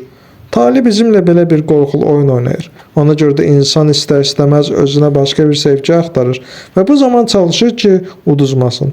O olmasın, bu olsun. Ölmərik ki. Sizə əmin edirəm, təbiətin qanunu belədir. İnsanlar şəraitlə və talelərinə boyun əyirlər. Biri elə mən, Yohannes dedi. Görürəm ki, siz taleyinizdən razısınız. Tamamilə mümkün qədər. Diqqət edin, baxın. Əlinizi toxundurun. Məgər dərya qədər qəm, kədərdən, qayğıdan məndə əsər əlamət qalıb? Mən yaxşı geyinib keçinmişəm. Mənim evim, eşiyim, arvadım, uşağım var. Mən övladımı nəzərdə tuturam. Mən elə bunu demək istəyirdim. O ki, qaldı mənim şeirlərimə. Sizə açıq deyəcəyim. Ah, mənim gənc həmkarım. Mən sizdən yaşca böyüyəm və təbiət məni sizdən daha istedadlı xəlq edib. Lakin mənim şeirlərim yazı masamın qutusunda qalıb. Onlar mənim ölümümdən sonra nəşr olunacaq. Deyəcəksiniz ki, bunun sizə heç bir dəxli yoxdur. Yenə də yanılırsınız, çünki hal-hazırda mən onlarla öz aləmi feyziyab edirəm. Axşamlar mən çıraq işığında masanın siyirməsini açıb şeirlərimi oradan götürürəm. Arvadıma və övladıma oxuyuram. Arvadımın 40, övladımın isə 12 yaşı var. Hər ikisinin xoşuna gəlir. Yeri gəlmişkən, əgər təsadüfən qapımızı döysəniz, sizi şam yeməyinə və qroqa qonaq edərlər. Hesab edin ki, dəvət olununuz. Allah sizi qorusun. O əlini Yohannes uzatdı və qəfildən soruşdu. Viktoriya barədə eşitmisiniz? Viktoriya barədə? Yox, daha doğrusu mən elə indicə eşitdim. Necə olub ki, siz onun günü-gündən saralıb solduğuna və gözlərinin altının daha da qaraldığına fikir verməmisiniz? Mən onu keçən yazdan bəri görməmişəm. Məgər o yenə xəstədir? Hə, müəllim gözlənilməz qətiyyətlə cavab verdi və ayağını yerə vurdu. Mənə biraz öncə dedilər, yox, mən onun solduğunu görməmişəm. Ona rast gəlməmişəm. Nə olub ki, deyirsiniz o ağır xəstədir? Çox ağır, bəlkə də indi ölmüşdür. Başa düşürsünüz? Yohannes çaşqın halda müəllimə baxdı. Qapısına baxdı. Sanki bilmirdi ki, getsin yoxsa qalsın. Sonra yenə müəllimə, onun uzun paltosuna, şlyapasına baxdı. Sonra qəflətən bədbəxtçiliyə düçar olmuş adam kimi yazıq, istiraplı təbəssümlə gülümsədi. Qocaman müəllim isə hədələyici tonla sözünə davam etdi. Daha bir misal. Etiraz edin görüm. Necə edirsiniz? O da istədiyini ələ gedə bilmədi. Əşi də uşaqlıqdan onu sevən nişanlısına, gənc yaraşıqlı leytinanta, günlərin birində axşam çağı o ova getdi. Naqafil güllə onun alnına tuş gəldi və kəlləsi parça-parça oldu. Taleyin onunla oynadığı oyunun qurbanı oldu. Onun nişanlısı Viktoriya günü-gündən əriməyə başladı. Sanki ürəyindən ilan saçmışdı və şər şey bizim onun dostlarının gözləri qarşısında baş verdi. Bir neçə gün bundan qabaq Seyerlərin evində qonaqlıqda olub. Yeri gəlmişkən o mənə dedi ki, sizi də orada gözləyiblər, ancaq siz gəlməmisiniz. Hə, həmin balda o bir dəqiqə də rahatlıq tapa bilməyib. Nişanlısı ilə bağlı xatirələr birdən onun xəyalında canlanıb və o hamının acığına birdən canlanaraq bütün gecəni aramsız rəqs edib. Dəli kimi oynayıb. Sonra isə yıxılıb, döşəmə onun qanına boyanıb. Onu qaldırıb aparıblar, faytonla evlərinə göndəriblər. Ondan sonra çox çəkməyib. Müəllim Yohannesin lap yaxınına gələrək qəti şəkildə dedi. Viktoriya öldü. Yohannes kör kimi əllərini necə axtarırmış kimi havada oynatmağa başladı. Öldü? Nə vaxt? Ola bilməz. Viktoriya öldü? Öldü, müəllim dedi. Bugün səhər öldü. Daha doğrusu günorta. O əlini cibinə salıb qalın bir zərf çıxartdı. Xahiş etmişdi ki, bu məktubu sizə çatdırım. Budur. Mən öləndən sonra, demişdi. O öldü. Məktubu sizə verirəm. Mənim missiyam başa çatdı. Müəllim xudafizləşmədən, heç bir söz demədən geriyə dönüb ağır addımlarla küçə ilə üz aşağı indi və gözdən itdi. Yohannes məktub əlində tək qaldı. Viktoriya öldü. O heç bir şey ifadə etməyən boğuq səsi ilə onun adını bəkdən dönə-dönə təkrarladı. O məktuba baxdı. Xətt ona tanışdı. Böyük və kiçik hərflər, sətirlər və düppədüzdür. Onları yazansa ölmüşdü. O giriş qapısından içəri girdi, pillələrlə yuxarı qalxdı, açarların arasından lazım olan açar tapıb qapını açdı. Otaq qaranlıq və soyuqdu. O pəncərənin qarşısında əyləşdi və batmaqda olan günün işığında Viktoriyanın məktubunu oxumağa başladı. Əzizim Yohannes, o yazırdı. Siz bu məktubu oxuyanda artıq mən həyatda olmayacağam. Qəribədir ki, artıq sizdən utanmıram və yenidən sizə məktub yazıram. Sanki aramızda heç bir maneə yoxdur. Əvvəllər xəstə olmadığım zaman sizə bir dəfə məktub yazmaqdansa gecə və gündüz əzab çəkməyə hazır idim. Amma indi mən həyatı tərk edirəm. Odur ki, artıq hər şey dəyişib. Yad adamlar mənim ağzımdan qan gəldiyini gördülər. Həkim məni müayinə edib dedi ki, bir ağciyərimin bir hissəsi qalıb. Artıq həya etməkli bir şey qalmayıb. Yataqda uzanıb sizə söylədiyim son sözlər barədə düşünürəm. Bu axşam çağı meşədə olmuşdu. O zaman bilmirdim ki, bunlar mənim sizə son sözlərimdir. Bilsəydim, sizinlə vidalaşar və sizə təşəkkür edərdim. İndi isə mən sizi heç vaxt görməyəcəyəm və dərindən təəssüf edirəm ki, qarşınızda diz çöküb ayaqlarınızı, ayaq bastığınız torpağa öpmədim. Sizi necə sonsuz məhəbbətlə sevdiyimi söyləmədim. Mən dünən və bugün burada uzanıb bir qədər gümrahlaşmağı arzulayırdım ki, bir daha evimizə qayıdım. Meşəyə gedib sizinlə birlikdə oturduğumuz və əllərimi ovucularınızın içine aldığınız həmin yeri tapım. O zaman torpağın üzərinə əyilib onun üzərində sizin izlərinizi axtarıb tapar, dönə-dönə öpərdim.